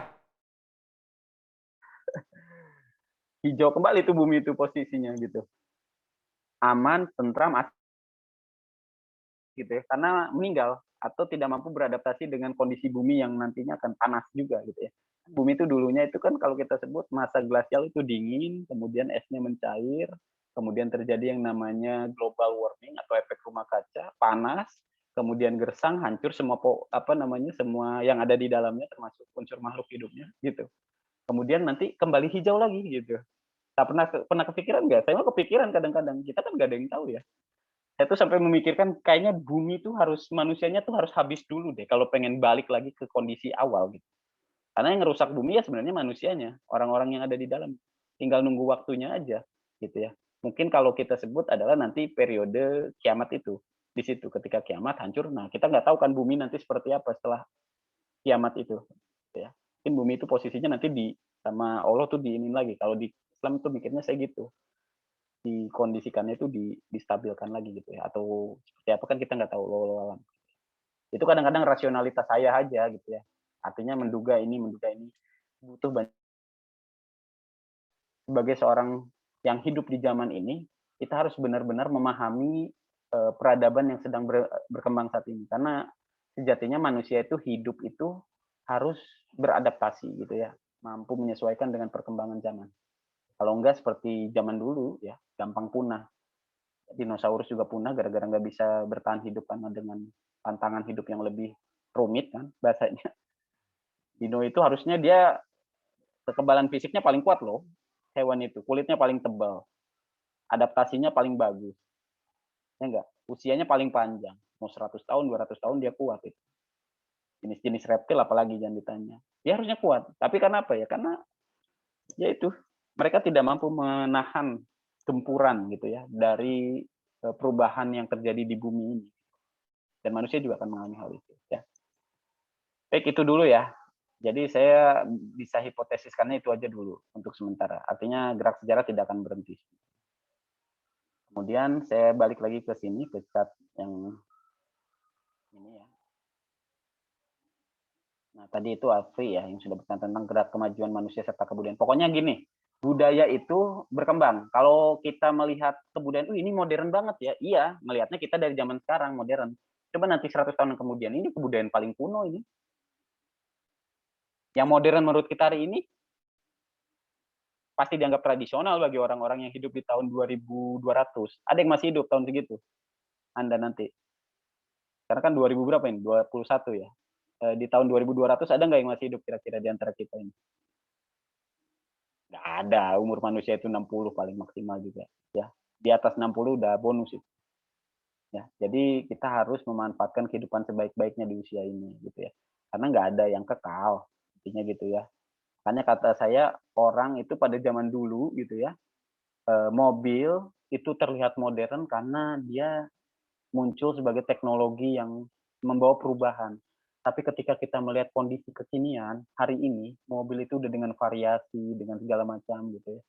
Tapi nanti kita lihat lagi 200 kemudiannya nggak ada yang tahu transportasi itu mungkin udah kayak apa. Kita itu harus, nah itulah sejarawan, fungsinya imajinatif tuh di situ. Ya, itu dulu. Ya,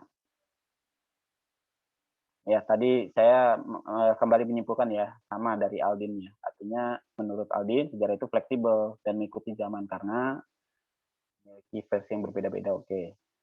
Nanti izin bertanya, sejarah merupakan rekonstruksi peristiwa yang terjadi pada masa lampau yang memiliki ciri abadi. Abadi itu artinya peristiwanya, prosesnya kalau sudah terjadi dia tidak bisa diganggu gugat. Ya kejadiannya seperti itu. Yang menjadikan sejarah itu tidak abadi apa? Historiografinya, macam-macam ceritanya. Tapi peristiwanya kan enggak.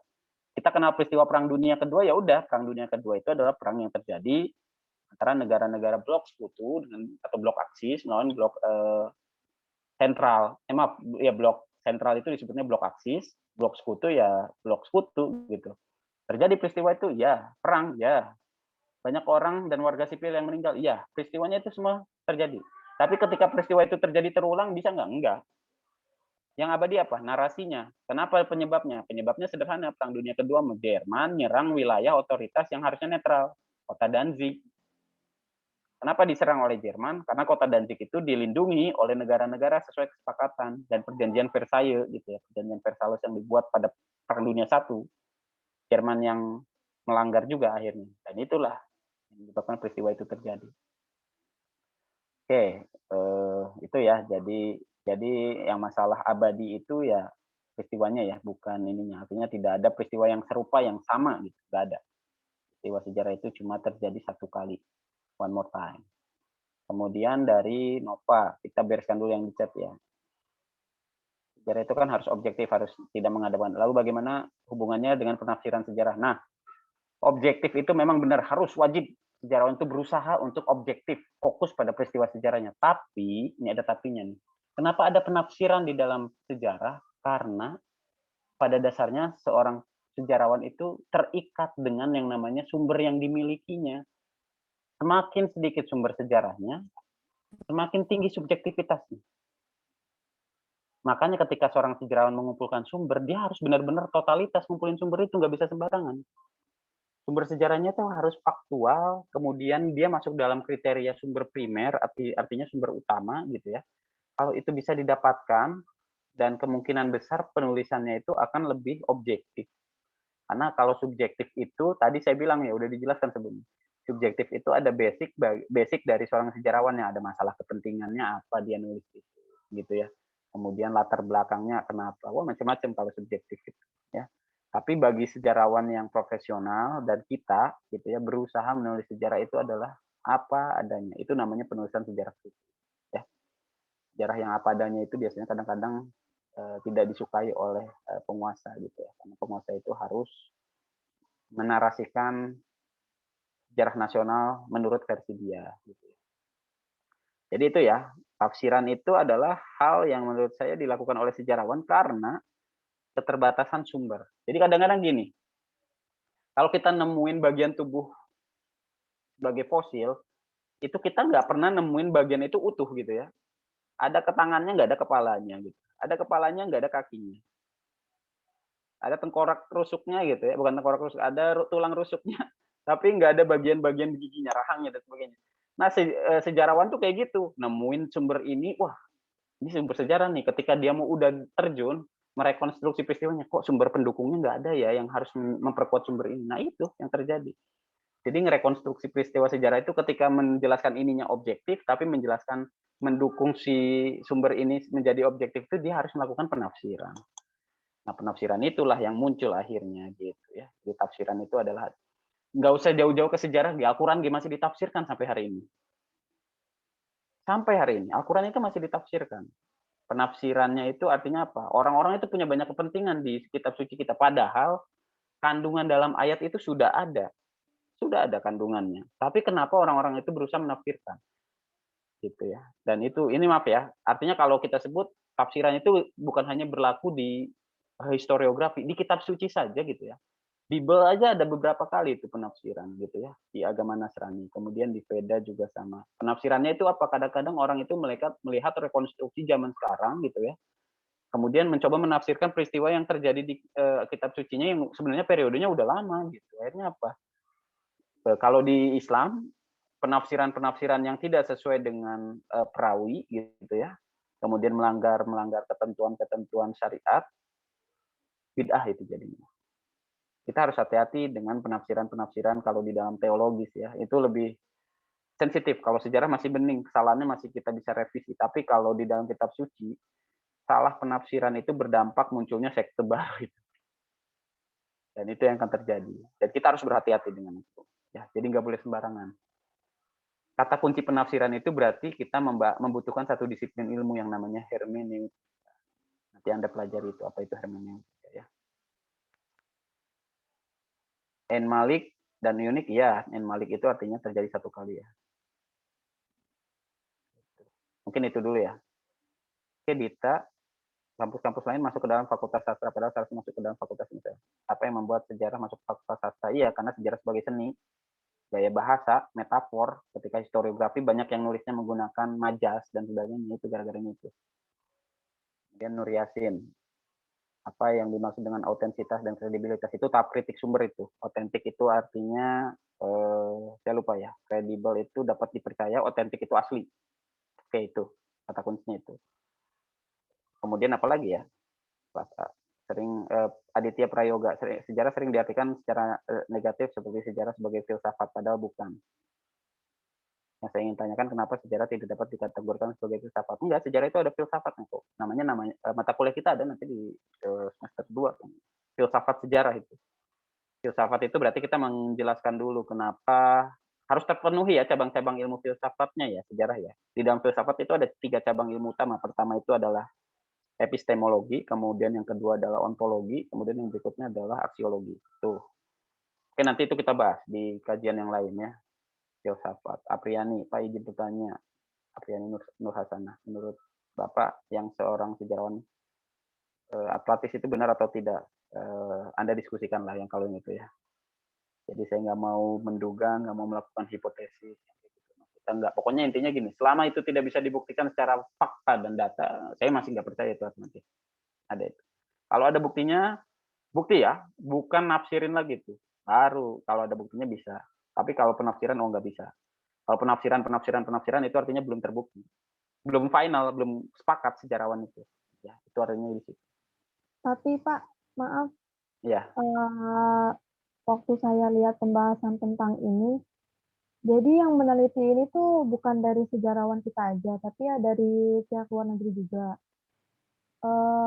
Jadi gimana ya? Mau dibilang nggak percaya juga agak ini Pak. Jadi ada bukti-buktinya, cuman nggak yang kayak bukti apa ya maksudnya? Jadi pengen ngebahas itu Pak, soalnya pengen tahu apakah ini benar ada atau enggak. Soalnya pas saya mikir nggak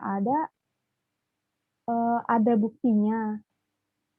Pas saya mikir nggak ada, maksudnya ada, aduh saya jadi bingung mau ngomong apa. Jadi gini Pak, waktu itu saya lihat pembahasannya di YouTube, saya juga lihat artikelnya.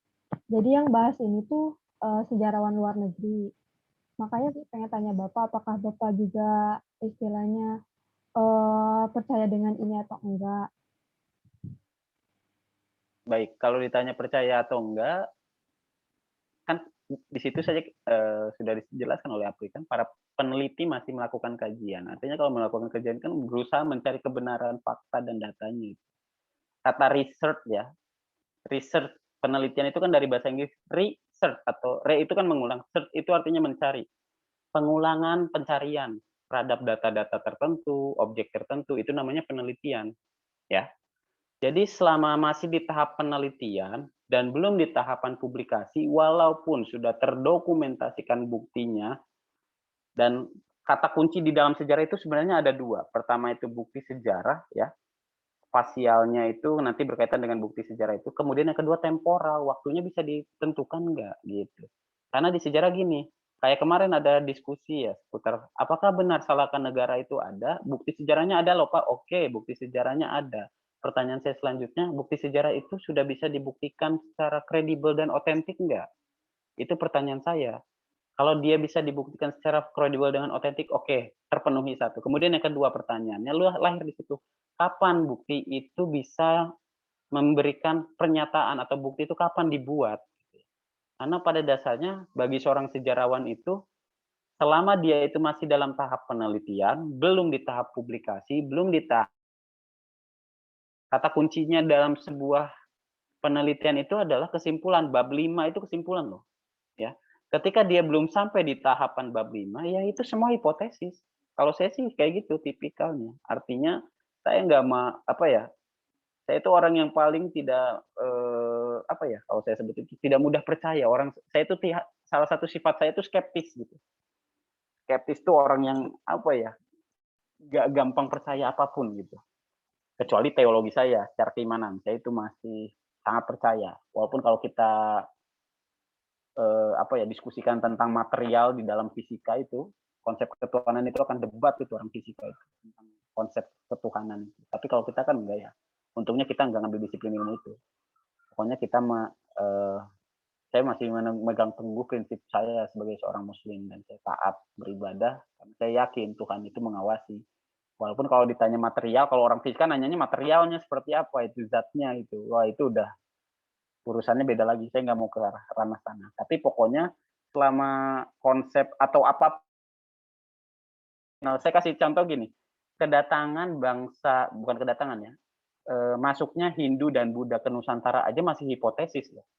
Pertama ada hipotesis Brahmana, ada hipotesis Ksatria, ada hipotesis Waisya, ada hipotesis menurut FDK Bos itu teori arus balik kita sebutnya. Itu belum beres itu. Tentang sejarah masuknya Hindu Buddha ke kita. Sejarah masuknya Islam ada teori Gujarat, ada teori Mekah, ada teori Persia. Nah, yang mana yang mau dipakai? Kenapa sejarawan itu belum sepakat seputar hal itu? Kenapa tidak sepakat? Karena memang mereka punya dasar dan punya bukti yang kuat gitu ya. Ketika punya dasar dan punya bukti yang kuat, masing-masing punya legitimasi. Kalau punya legitimasi kan artinya apa? Mereka punya bukti yang menunjukkan ini, bukti yang menunjukkan ini. Kalau saya ya sudah gitu. Kalau punya ini bukti ya udah oke. Yang jelas itu pasti belum final. Kalau udah final ya kita harus sebutkan. Termasuk masalah ini saja. Apakah bangsa Indonesia yang asli itu adalah bangsa-bangsa yang berasal dari Yunan gitu ya? Yunan itu kan kalau wilayahnya itu sekarang itu adalah Cina Selatan di sekitar utara Vietnam tuh. Bukan Yunani ya, awas tuh. Daerah Yunan itu di situ maksudnya pada zaman dulu. Mereka membawa kebudayaan khas dari wilayah mereka. Pertama itu kebudayaan yang pertama dibawa itu adalah kebudayaan Bakson Hoabin. Kemudian yang berikutnya adalah kebudayaan Dongson. Dibawa oleh dua bangsa, ada Proto Melayu, ada Deutero Melayu. Nah, dari situ kita masih nalarnya masih belum jelas nih. Oke, sampai situ. Tapi saya boleh nggak punya hipotesis bahwa sebenarnya orang asli Indonesia itu adalah orang Australia. Kenapa bisa merujuk pada sana? Ya saya masih percaya bahwa transportasi yang pertama kali berkembang adalah perahu cadik gitu ya. Perahu cadik itu apa? Ya udah perahu cadik Anda carilah browsing. Perahu cadik itu modelnya kayak gimana? Itu adalah kendaraan pertama kita gitu. Dan saya percaya bangsa yang pertama kali di sini mungkin ya. Ini kan hipotesis ya. Bukan orang-orang tadi itu bangsa Melayu itu bukan. Kalau yang pertama kali migrasi oke, gitu ya. Tapi kalau siapa penduduk aslinya bukan. Misalnya gitu. Kenapa? Saya punya dasar. Dasarnya apa? Ada yang udah duluan di sini gitu. Di wilayah Indonesia bagian timur, di wilayah yang sekarangnya mungkin disebutnya Papua atau Melanesia, ya mungkin itu orang-orang awal gitu. Kalau saya merunjuknya sampai ke sana. Jadi kadang-kadang saya tuh masih tidak mudah percaya dengan buku apapun sebelum saya tahu kebenarannya, karena saya mau punya dasar pemikiran sendiri. Berbeda itu harus lah kalau kata saya. Sama ya. Sekali kita harus berbeda dengan orang lain. Bahkan dari segi apapun gitu ya, kepercayaan atau tentang hal apapun. Gak apa-apa. Yang penting kan berbeda itu yang paling penting adalah bisa dipertanggungjawabkan alasannya. Kalau saya berbeda tapi saya nggak punya dasar ya udah berarti saya salah dong.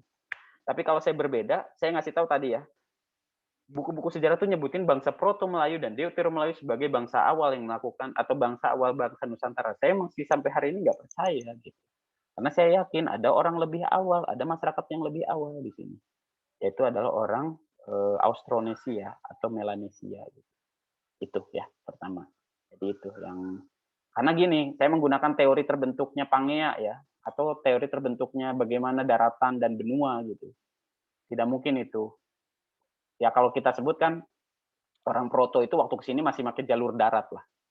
Karena pada waktu itu Laut Cina Selatan itu masih hamparan luas gitu ya, nempel ke bagian barat kita. Tapi pada saat Deutero Melayu kan kita sudah harus nyebrangnya pakai jalur air gitu ya. Kenapa? Karena pada waktu itu usia bumi sudah mulai panas, jadi yang sebelumnya daerah itu beku atau daerah itu masih belum berbentuk lautan atau perairan, dia akhirnya mencair gitu.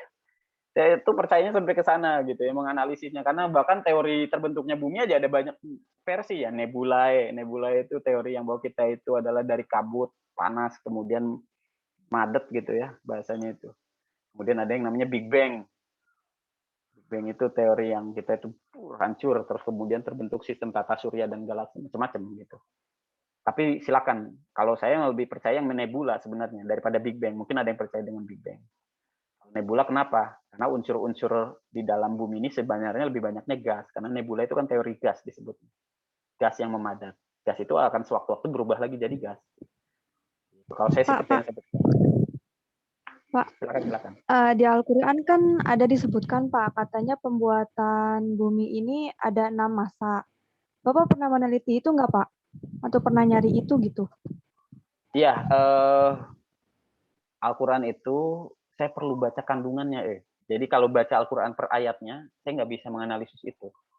Harus ada kandungannya. Jadi bagi kita ya, khususnya saya yang memiliki keterbatasan dalam keilmiahan yang lebih material itu kan fisika banget ya sebenarnya. Harusnya bisa dibuktikannya oleh disiplin ilmu itu. Nah, bagi saya seorang sejarawan yang apalah gitu sejarawan yang hanya rekonstruksinya peristiwa, pasti akan nggak nyampe itu. Berpikir sampai ke sananya gitu ya. Tapi kita harus mempercayai karena itu kan kitab suci kita ya. Kita harus percaya dan yakin bahwa itu benar terjadi dan apa adanya. Cuma kan kadang-kadang gitu. Semakin cerdas kita itu ya, semakin kritis kita itu, semakin banyak pertanyaan mengenai sesuatu. Manusia itu hakikatnya bertanya gitu, memang ingin tahu semuanya. Tapi ada hal-hal yang nggak bisa dijawab, ada hal-hal yang kita itu nggak bisa tahu jawabannya. Makanya kita suka menyebutnya wallahu alam gitu bahasanya. Jadi Allah yang punya kuasa kalau kayak gitu. Saya nggak bisa menjelaskan yang detail hal kayak gitu. Meneliti nggak sampai ke sana. Karena itu ranahnya sudah teologis, saya harus percaya aja udah. Tapi kalau berkaitan dengan masa gitu yang dijelaskan di dalam Al-Quran, ya kita percayalah ada surah Al-Ashr gitu ya tentang waktu gitu ya. Waktu itu berharga itu saya udah yakin gitu. Nah memang itu pesan moralnya sampai gitu ya. Oke, kitab suci kita itu luar biasa ya. Ya artinya kalau kita sebagai muslim oke lah itu. Tapi di agama Nasrani jangan salah ya. Itu juga lebih spesifik kalau saya lihat, saya membaca juga ya Nasrani itu. Bible itu saya membaca. Saya ada waktu itu kajian, waktu itu pernah saya mengampu mata kuliah sejarah Asia Barat Daya. Kemudian saya mengkaji bagaimana perjanjian lama waktu itu dengan perjanjian baru. Kan di perjanjian lama itu kitabnya ada 5 jenis ya. Kitab bilangan, imamat, ulangan, kejadian, terus kemudian juga satu lagi mungkin yang Nasrani bisa. Nah, di kitab kejadian tuh isinya itu peristiwa sejarah semua loh. Bahkan di Bible yang perjanjian lama itu saya membaca di situ ya. Di situ ada peta kota-kota suci pada waktu itu, termasuk di dalamnya Yerusalem, kemudian juga ada kota-kota lain ya, misalnya Apollo gitu ya, kemudian ada kota-kota yang pokoknya pesisir sampai ke wilayah Turkmenistan dan wilayah apa ya sekarangnya itu Bizantium itu ada kota-kota suci gitu ya di situ. Nah itu termaut di dalam situ. Bahkan di dalam kitab Kejadian itu dijelaskan spesifik mengenai proses terjadinya gitu. Dan sebenarnya kalau kita harus katakan ajaran agama kita itu sebenarnya masuk kategorinya ajaran agama samawi sebenarnya. Ajaran dengan konsep satu Tuhan. Satu Tuhan itu artinya apa? Yahudi, Nasrani, dan Islam, konsep awalnya itu adalah konsep satu teologis. Ini waktu kita masih ada nggak? Saya ngejelasinnya terlalu ke dalam ini. maksudnya terlalu rumit tentang teologis gitu ya. Tapi kalau ada ya kita bahas sedikit ya, waktu masih ya. 8:30. Oke, 15 menit lagi ya. Jadi di dalam tataran teologis itu agama itu nggak bisa dibuat seperti tadi itu ya, dipisah-pisah. Kita itu holistik sebenarnya, Yahudi, Nasrani, dan Islam. Yang membedakan apa? Yang membedakan adalah nabinya saja. Ya. Jadi di dalam agama Yahudi mereka sangat percaya bahwa Musa itu adalah wali atau rasul terakhir gitu ya. Kemudian di agama Nasrani sama percaya bahwa Kristus, kalau di kita itu Isa Al-Masih gitu ya, atau Yesus Kristus itu adalah yang paling atau juru selamat gitu ya. Gitu, yang menjadi salah satu satuan ukur bahwa mereka terbentuk teologis itu. Kalau dari Islam udah pasti Muhammad ya. Jadi itu, kita nggak bisa perdebatkan itu.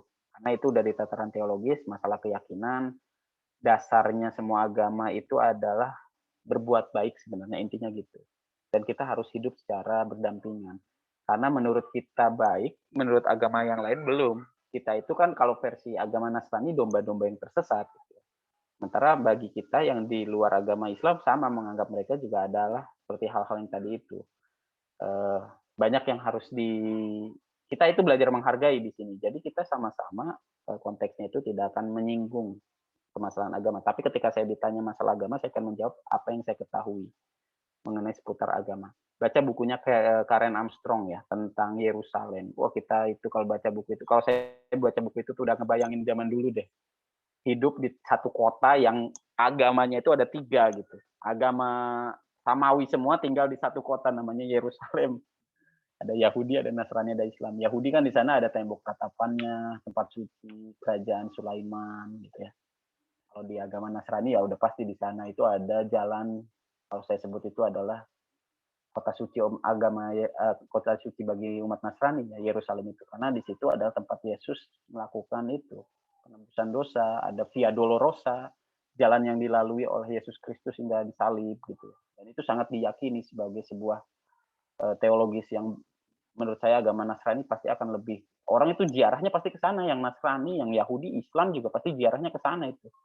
Ya, makanya daerah itu akan jadi tempat perang sampai akhir kiamat itu. Karena orang-orang di sana nggak mau hidup berdampingan, egois. Ya, wilayah apa itu sekarang? Ya Palestina. Apalagi Palestina itu tempat 3 kota besar yang di dalamnya ada 3 agama besar gitu. Ya kalau Islam udah nggak usah ditanya, di sana ada Masjidil Aqsa gitu ya. Itu salah satu tempat yang menurut kita itu kan diyakini persinggahan Rasul Muhammad gitu ya sebelum ke langit ke-7 ya. Jadi kita percaya hal-hal itu dan teologis itu nggak bisa dibenturkan ya. Jadi kota Yerusalem tuh kotanya mau kecil ya, tapi ada bangunan keagamannya itu ada 3 ngumpul semua di situ. Ya gitulah. Jadi akhirnya sampai sekarang repot. Nggak akan bisa damai kecuali ada satu yang musnah. Kalau nggak Palestinanya ya Israelnya sebenarnya. Karena nggak mungkin berdamai dua negara itu. Nunggu kiamat aja baru didamaikan. Oke, ada yang mau bertanya lagi? Nanti boleh kritik lah ya kalau misalnya ada yang tidak sesuai karena saya ini bercerita ini dengan narasi yang saya ketahui benar-benar. Kalau yang nggak saya ketahui saya nggak berani bercerita, lebih baik saya nggak menjawab. Saya mau prinsipnya gitu daripada saya menjawab tapi salah. Baik, ada pertanyaan tuh, ada yang mengacungkan tangan, raise hand, Epi, silakan. Bapak izin bertanya ya Pak. Ya. Assalamualaikum warahmatullahi wabarakatuh. Perkenalkan nama saya Epi Tanfidia, saya dari kelas A.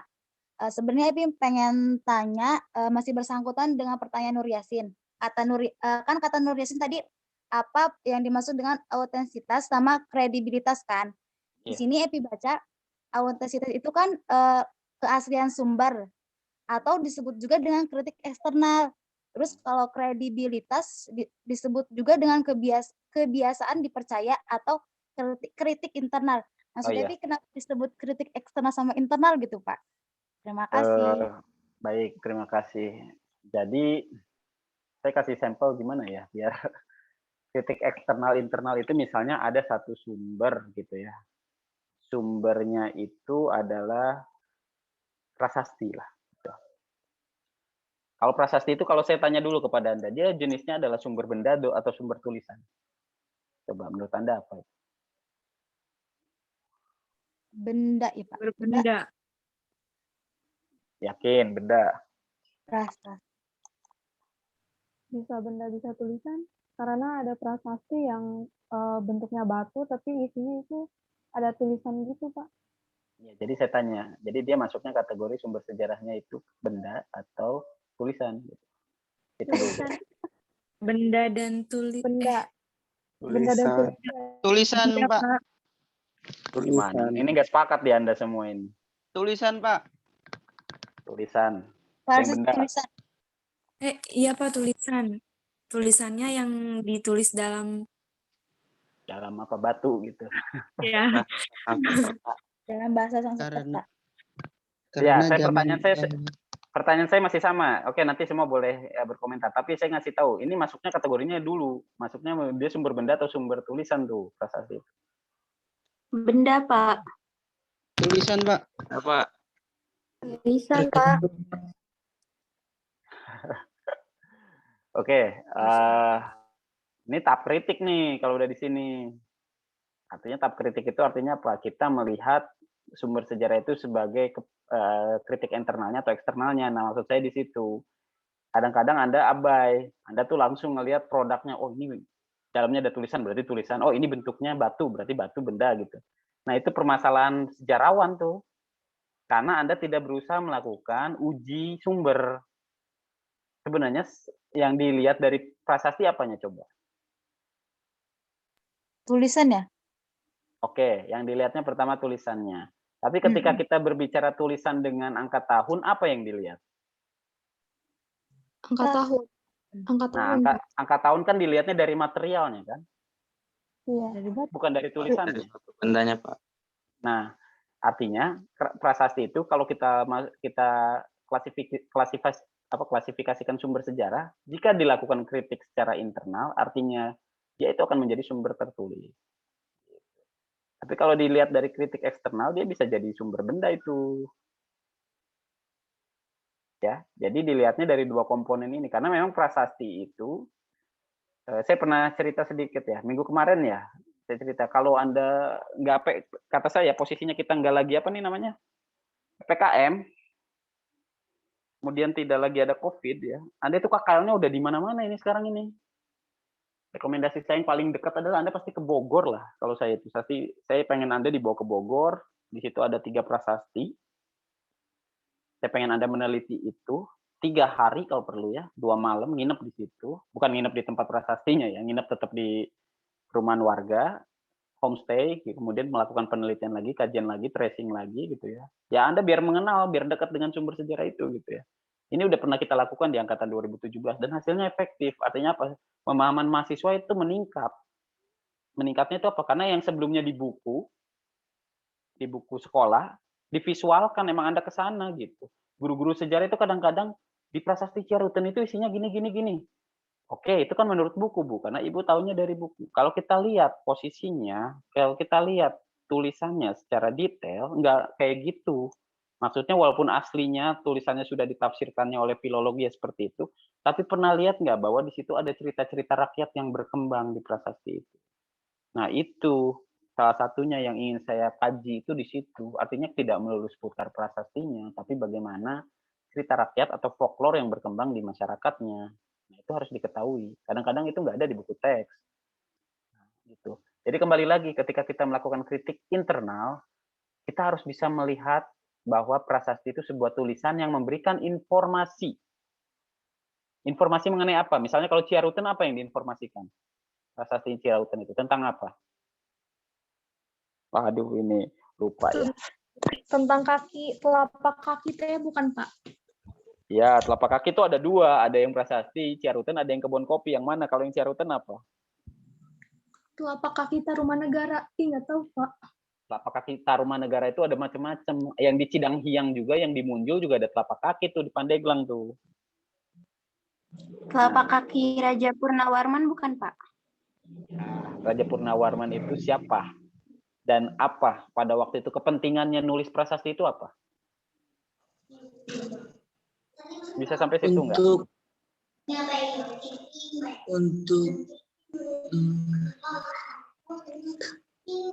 Oke, saya coba sampaikan dulu ya. Jadi prasasti itu dibuat, ingat ya, yang namanya prasasti itu dibuat karena ada kejadian tertentu atau ada seremonial tertentu di kerajaan, gitu ya.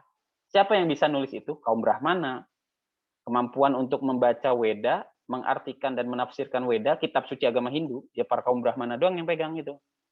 Rakyat biasa nggak mungkin bisa. Makanya tradisi menulis itu dipegang oleh para empu atau para pemimpin atau para kaum Brahmana gitu. Nah, prasasti itu biasanya dibuat karena ada event atau seremonial tertentu yang dilakukan oleh raja pada waktu itu. Dan Ciaruten itu kan di situ disebutkan bahwa Purnawarman gitu ya sebagai salah satu penakluk Tatar Sunda. Berarti di situ ada momentum bahwa wilayah ini nanti hipotesis jadinya ke ini bahwa oh ternyata daerah itu ditaklukkan oleh Raja Purnawarman. Kalau ada kata ditaklukkan berarti daerah itu bisa kemungkinan dulunya bukan daerah ibu kota, ada daerah pasal. Bandingkan dengan situs Batu Jaya. Batu Jaya itu artinya yang ada di Karawang tuh. Baca bukunya Pak Prof Hasan Jafar ya. Itu bahwa Kerajaan Tarumanegara itu dianggap terpusat di wilayah itu karena ada penemuan mengenai apa namanya?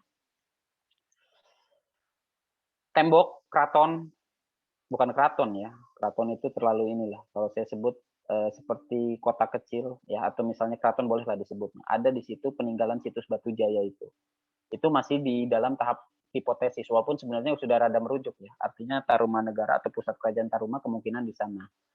Namun kenapa banyak di daerah Tatar Sunda berarti ada upaya untuk melakukan penyebaran bahkan sampai ke wilayah Pandeglang. Anda pernah ke Pandeglang nggak? Ke Prasasti Cidangiang atau Munjul?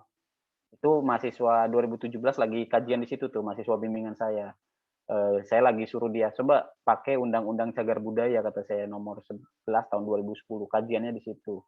Dia ngelihat, dia merekonstruksi. Jadi skripsinya itu bukan skripsi peristiwa sejarah bukan, tapi skripsinya itu adalah melihat bagaimana prasasti itu memberikan dampak bagi kehidupan masyarakat di sekitar. Nah, itu udah dikaji tuh sekarang. Makanya nanti kalau ada yang mau mengkaji dengan pengkajian yang berbeda ya, boleh di sana gitu. Jadi saya sampai ke sana, artinya apa? Artinya kita harus melihat prasasti itu sebagai sebuah sumber sejarah yang kalau kita lakukan kritik secara internal tulisannya. Karena kita butuh dari prasasti itu sebenarnya adalah tulisan. Event yang ada di dalam tulisan itu. Makanya saya katakan telapak kaki itu ada banyak kalau yang prasastinya itu. Kalau yang di kebun kopi kan Airawata, gajah, telapak kaki gajah tuh. Kalau yang di Munjul juga telapak kaki gitu ya. Kenapa harus kaki yang ditunjukkan di situ? Simbol bahwa pada waktu itu Purnawarman itu sebagai seorang raja yang besar. Kemudian perwujudannya adalah Wisnu. Artinya kan Hindu juga harus kita analisis ya. Dia kategorinya adalah Hindu Siwa atau Hindu Wisnu. Karena yang berkembang di Indonesia itu biasanya dua itu. Jenisnya yang Wisnu atau Siwa. Terlihat dari apa biasanya? Terlihat dari candinya.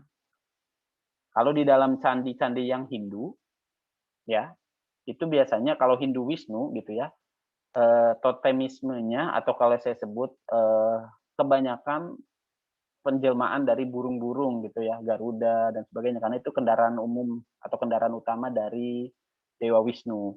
Kalau dia sudah menggunakannya di luar mungkin selain itu ya, kemungkinan ada Hindu Siwanya di situ. Kemudian membedakan juga candi yang ada di Jawa, candi yang Hindu dengan Buddha ada. Kalau simpel, kalau Buddha mah ada stupanya, itu aja. Jadi kalau ada stupa, nemu candi ada stupanya, udah punya Buddha, udah otomatis. Saya jawabnya gitu. Kalau saya jauh-jauh. Kalau ada stupa ya, tahu stupa nggak? Stupa itu kayak apa ya? Kayak Borobudur tuh, itu stupa. Udah pasti Buddha kan. Dan di Mendut ada stupanya, berarti Buddha. Pawon ada stupa, berarti Buddha. Gitu ya. Batu Boko, Hindu. Prambanan, Hindu. Itu bisa di situ. Bisa dilihat. Stupa Candi itu apa? lambangnya ya, Pak? Ya, pokoknya ada model stupa gitu, kayak apa ya? Saya sebenarnya harus nanya ke Pak Ali nih, Prof Ali, Pak Ali Fadilah, karena dia arkeolog ya.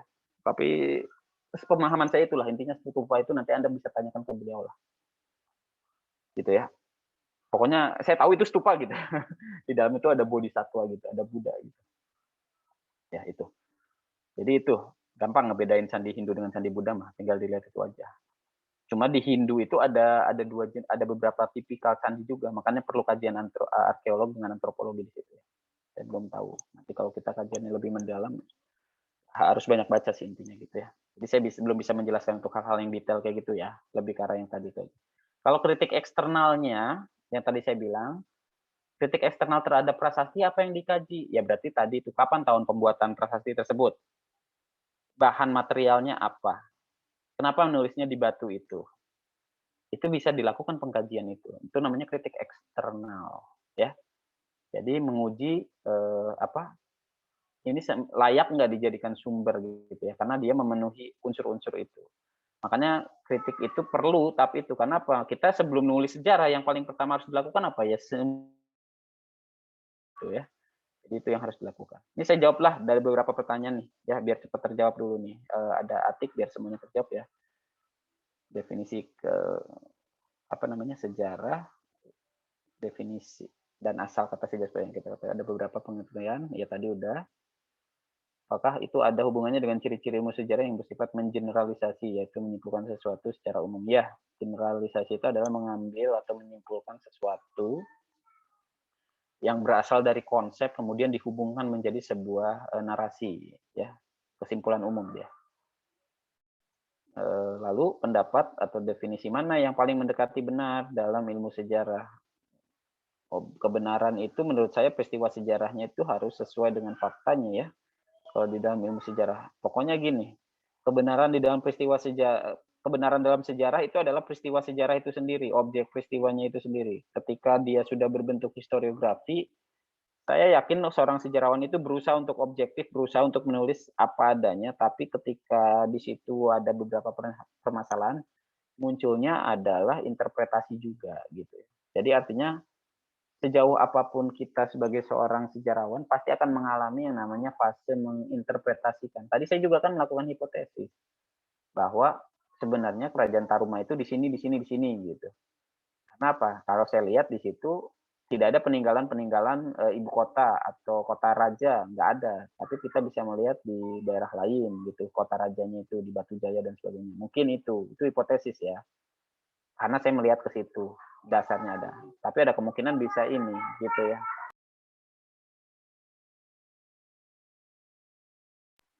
Ya, baik. Baik, mungkin dari OSEP terakhir ya. Sebagai seorang yang mengkaji sebuah sejarah, yang mengungkapkan atau menyampaikan sebuah sejarah, apakah harus menggunakan gaya bahasa sekarang agar dapat dimengerti? Sejarah itu sekarang harus bisa dimaknai oleh kita itu sebagai peristiwa yang bisa diterima oleh masyarakat, khususnya siswa, oleh orang umum. Makanya cara menyampaikannya harus menarik. Pernah baca atau pernah membaca majalah Historia enggak? Majalah Historia itu salah satu media yang menurut saya bukan paling ya, layak untuk dibaca bagi kita. Atau follow aja IG-nya tuh. Historia.id kalau nggak salah ya. Nah, di situ dia mencoba menyampaikan beberapa peristiwa sejarah dengan pendekatan-pendekatan yang mudah dipahami oleh orang umum di luar sejarawan gitu ya, atau di luar orang yang belajar sejarah. Kenapa? Akhirnya orang itu ketika belajar sejarah itu dengan hal-hal yang sederhana, ya, menggunakan apalagi ya, media-media yang mudah dibaca ya, gitu ya, dengan menggunakan virtual augmented reality gitu ya, itu juga bisa boleh. Nah itu sudah dilakukan saat ini, makanya sekarang udah nggak zaman itu sumber sejarah itu cuma berdasarkan dari buku, dari ini gitu. Sekarang udah banyak yang lebih maju, ya. Sudah banyak yang lebih banyak mengkaji dengan cara yang lebih yang lebih modern lah. Sosial media itu dimanfaatkan akhirnya. Gitu. Ya itu ya untuk hari ini. Sepertinya banyak hal yang masih ada di kepala gitu ya. Tapi Anda ingin tanyakan, tapi karena udah malam, saya juga udah mulai ngantuk gitu ya. Tapi ya kita nanti akan bertemu lagi lah ya di minggu depan. Kebetulan kenapa saya pindahkan hari Rabunya itu karena saya ingin lebih cepat beres kuliah di minggu ini sebenarnya. Karena supaya saya bisa melakukan aktivitas yang lain di hari Rabu. Satunya adalah harus kuliah intinya begitu ya. Jadi terima kasih yang sudah menyempatkan hadir. Sampai ketemu lagi di pertemuan selanjutnya. Untuk absen masing-masing PJ silakan melaporkan ke saya siapa saja yang hadir ya.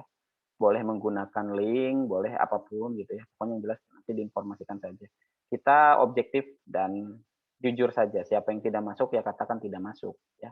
Karena memang kita harus menghargai teman-teman yang hadir di sini menyempatkan waktunya dan kuotanya kan gitu. Iya, Anda Pak. juga karena Anda juga harus objektif, harus jujur gitu. Nah, kejujuran itu penting gitu ya. Saya nggak akan tanya lagi karena kejujuran itu kan Anda harus tahu karena apa? Mengontrol pembelajaran dengan virtual seperti ini akan lebih sulit. Beda dengan saya kalau di kelas tinggal absen ini ya. Kalau saya absen, lama absenan itu bisa sampai setengah jam nanti kalau sekelas ini ya. Gitu. Jadi lebih baik kejujuran saja. Ya sampai ketemu lagi ya di pertemuan selanjutnya di minggu ketiga. Semoga bisa dilakukan di hari yang sesuai jadwal. Tapi kalau nggak bisa ya saya mah senang kuliah jam-jam segini ya. Lebih enak juga ternyata. Baik, kurang lebihnya saya ucapkan mohon maaf ya apabila ada hal-hal yang tidak sesuai. Sampai ketemu lagi dan kita bisa berdiskusi lagi lebih mendalam di tema selanjutnya. Kurang lebihnya mohon maaf. Wabillahi taufiq wal hidayah. Assalamualaikum warahmatullahi wabarakatuh. Selamat malam semuanya. Sehat selalu. Waalaikumsalam warahmatullahi wabarakatuh. Waalaikumsalam warahmatullahi wabarakatuh. Pak, terima kasih. Terima kasih, Pak. Ya, silakan Bapak boleh Punten. tinggalkan ini. Bapak, Ya, kemarin dari mahasiswa Bapak dari angkatan 2014 katanya dari Pak Ojan ya, salam balik katanya Bapak. oh iya. Saya tuh Ya. kenalnya ya disebutnya Pak Faujan atau Pak Ojan ya. Panggilan akrab dengan mahasiswa. Ya boleh ya. Itu menama Ya, Pak. dia suka yang manggilnya gitu. Ya salam buat Ya, Pak Pak. siapa? Pak Sabar. Ya Pak Sabar ya. Ya semoga sukses lah Pak Sabar di sekolahnya ya. Salam. Ya. Putri juga masih sering bisa komunikasi lah dengan dia. Ya, Pak. Ya udah. Yuk kita tinggalkan istirahat malam ini. Assalamualaikum.